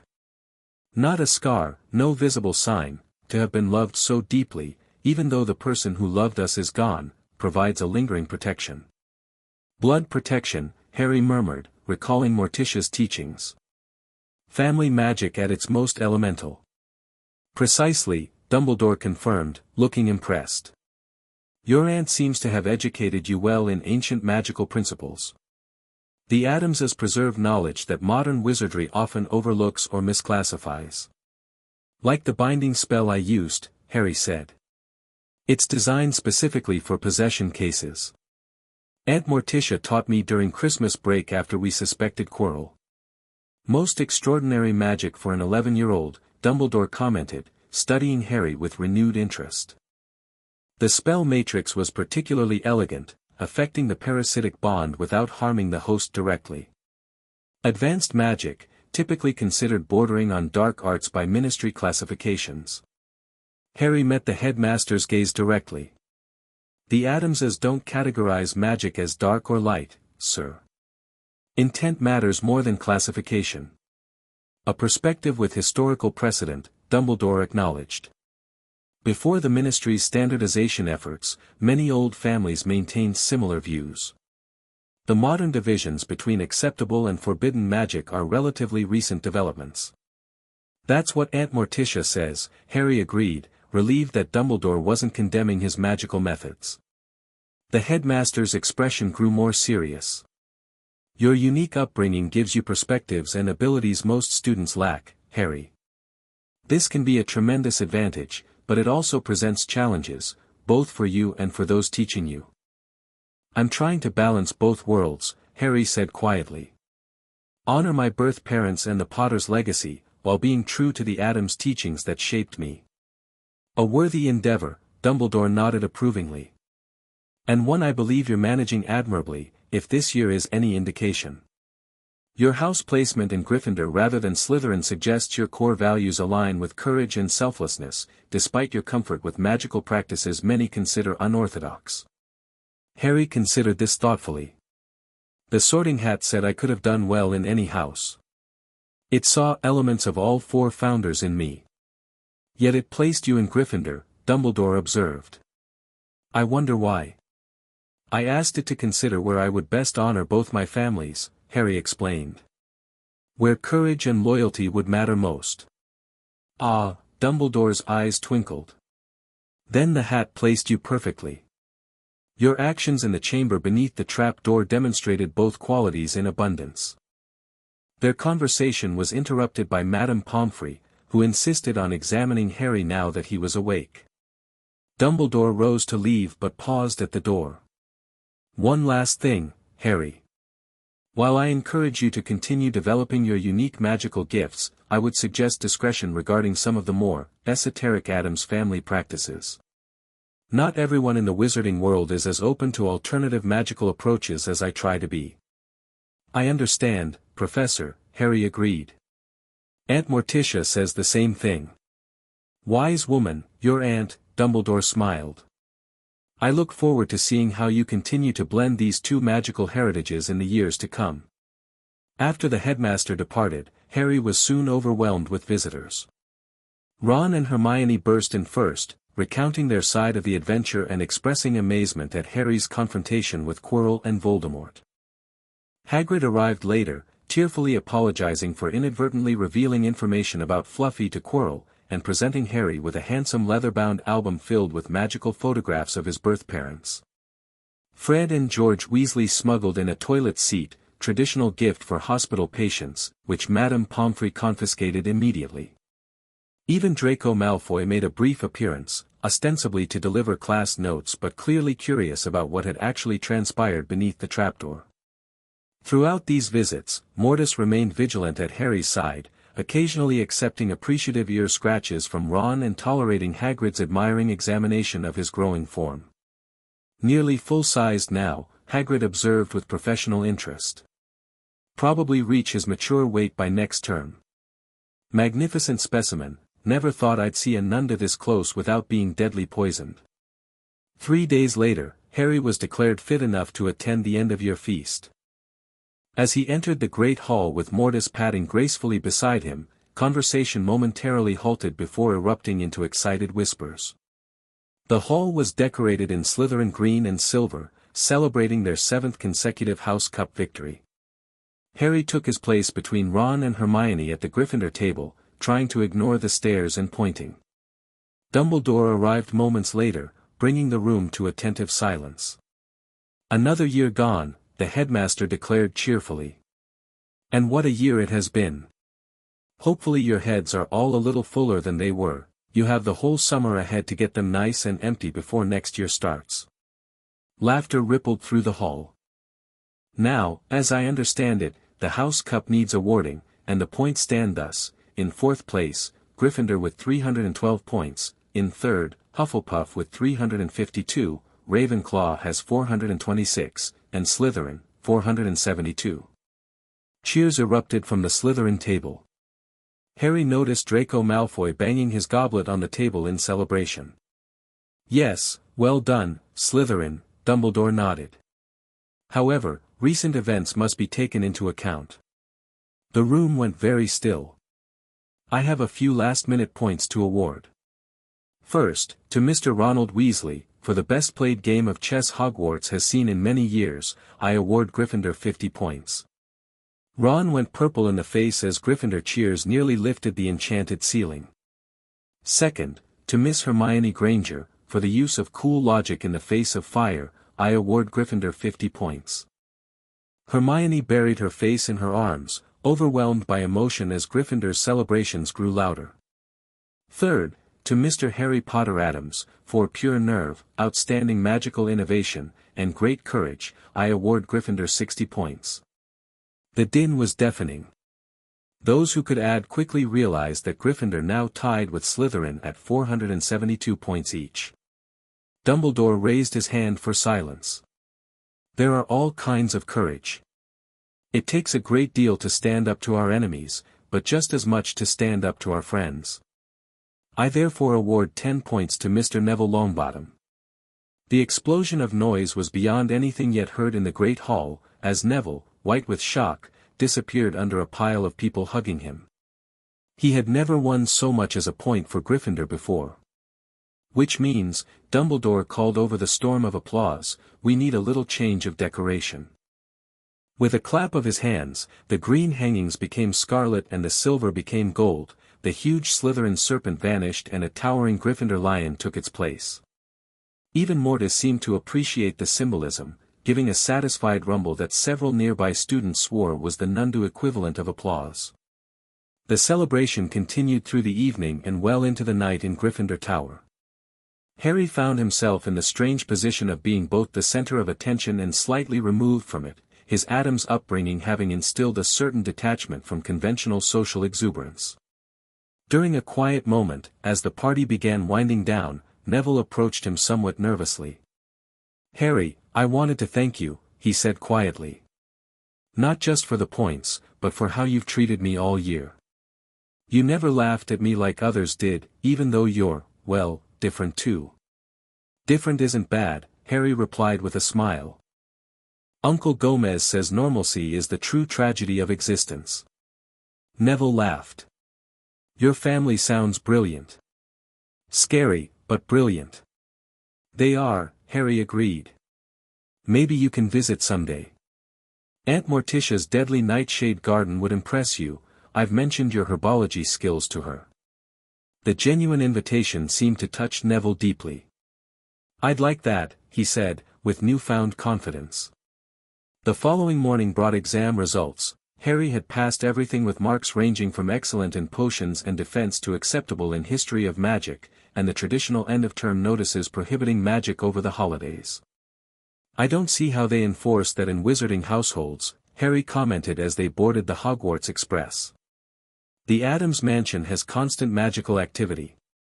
It's mostly for Muggle-borns," Hermione explained. "The Ministry can detect magic in predominantly Muggle areas but not in wizarding homes where adults use magic regularly." "Convenient loophole," Harry observed with a slight smile. As the train carried them back toward London, Harry found himself reflecting on his first year at Hogwarts. He had arrived as an oddity, the boy who lived with a Nundu familiar and an infamous adopted family. He was leaving with genuine friendships, academic accomplishments, and a growing understanding of how to balance his dual heritage. "You both have to visit this summer," he told Ron and Hermione as the train approached King's Cross. "Uncle Gomez is planning a South American expedition in August, something about Aztec ritual sites. You'd be welcome to join us." Ron looked simultaneously terrified and thrilled by the prospect. "Mom might need some convincing, but I'll work on her." "My parents would have questions," Hermione said diplomatically. "Many, many questions." "Understandable," Harry nodded. "Aunt Morticia says non-magical parents often require additional reassurance about Addams' hospitality. She's quite skilled at putting visitors at ease." Neither Ron nor Hermione looked entirely convinced by this, having heard enough stories about the Addams mansion to maintain healthy skepticism. As they disembarked at platform 9 3/4, Harry spotted the Addams family immediately. They stood apart from the crowd, a striking tableau of elegant darkness amid the colorful chaos of reuniting families. Morticia in her floor-length black dress, pale face serene as she surveyed the platform. Gomez in his pinstriped suit, energetically twirling his mustache. Wednesday and Pugsley, looking simultaneously bored and calculating as they assessed returning students. Lurch standing stoically behind them with the family's distinctive hearse-like automobile waiting beyond the barrier. "Is that them?"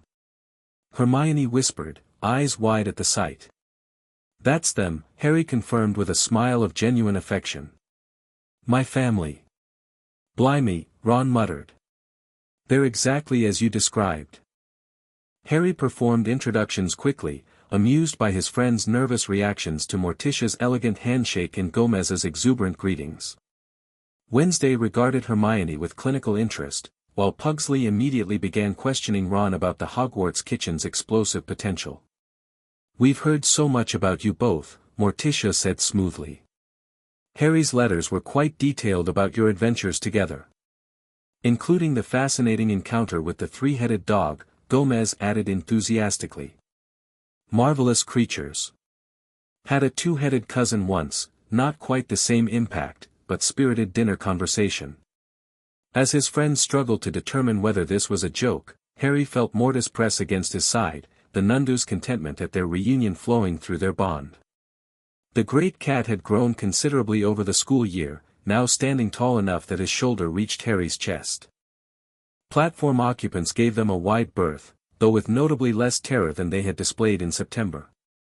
"Your familiar has matured beautifully," Morticia observed, stroking Mortis's spotted head with appreciation. "His breath sac is fully developed now. Grandmama will be delighted."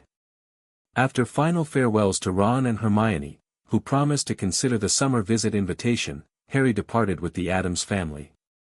As they walked through King's Cross toward their waiting vehicle, Morticia placed a gentle hand on his shoulder. "You seem different, Harry," she observed quietly. "More integrated." Harry glanced up at his aunt, once again struck by her perceptive nature. "I feel different. Like I've found ways to be both Potter and Addams at once, instead of alternating between them." Morticia's red lips curved in a rare, genuine smile. "Precisely as we hoped. The strongest magic comes from embracing one's complete heritage, all aspects of who you are." "Even the contradictory parts?" Harry asked. "Especially those," Gomez interjected, having overheard. "Contradiction creates magical tension. Dynamic power. Like mixing volatile chemicals for the perfect explosion." "Your encounter with Voldemort," Morticia continued more seriously. "You faced him using both aspects of your magical heritage, Lily's protection and Addams' binding techniques. That combination proved more effective than either would have been alone." Harry nodded, understanding the significance. "He'll return, won't he?" "Voldemort?" "Almost certainly," Morticia confirmed. "The form of possession he achieved requires considerable remaining power. His essence survives, seeking another path to corporeal form." "And he'll come after me again," Harry said. It wasn't a question. "Indeed," Gomez nodded, his usual exuberance momentarily subdued. "But you'll be ready, my boy. Each year stronger, better prepared, more deeply connected to your dual magical inheritance. And you won't face him alone," Wednesday added unexpectedly, falling into step beside him. "Family stands together, even against Dark Lords. Especially against Dark Lords." Pugsley chimed in cheerfully. "Can we use explosives next time?" As they reached the ornate black vehicle where Lurch waited to drive them home, Harry felt a strange sense of peace despite the acknowledged danger in his future. He had survived his first direct encounter with Voldemort, protected the Philosopher's Stone, and begun the process of truly integrating his complex heritage. Mortis rumbled beside him, amber eyes gleaming with predatory anticipation. Through their bond, Harry sensed the Nundu's complete confidence in their shared future. Whatever dangers came, they would face them together. The road ahead would not be easy. Voldemort would return, perhaps stronger than before. The wizarding world would continue to struggle with Harry's unconventional upbringing and abilities. Hogwarts would present new challenges requiring him to balance competing magical traditions. But for now, Harry Potter Addams was going home, to the mansion where portraits spoke and staircases moved of their own volition, where Grandmama brewed potions in a cauldron that had survived the Salem witch trials, where Thing would retrieve his slippers and Lurch would play the harpsichord during thunderstorms. He was going home to the family that had taught him to embrace both light and darkness, to find strength in contradiction, and to face fear with a calm smile and steady hand. As the Addams Family vehicle pulled away from King's Cross, Harry looked back one final time at platform 9 3/4, where his journey had begun 9 months earlier.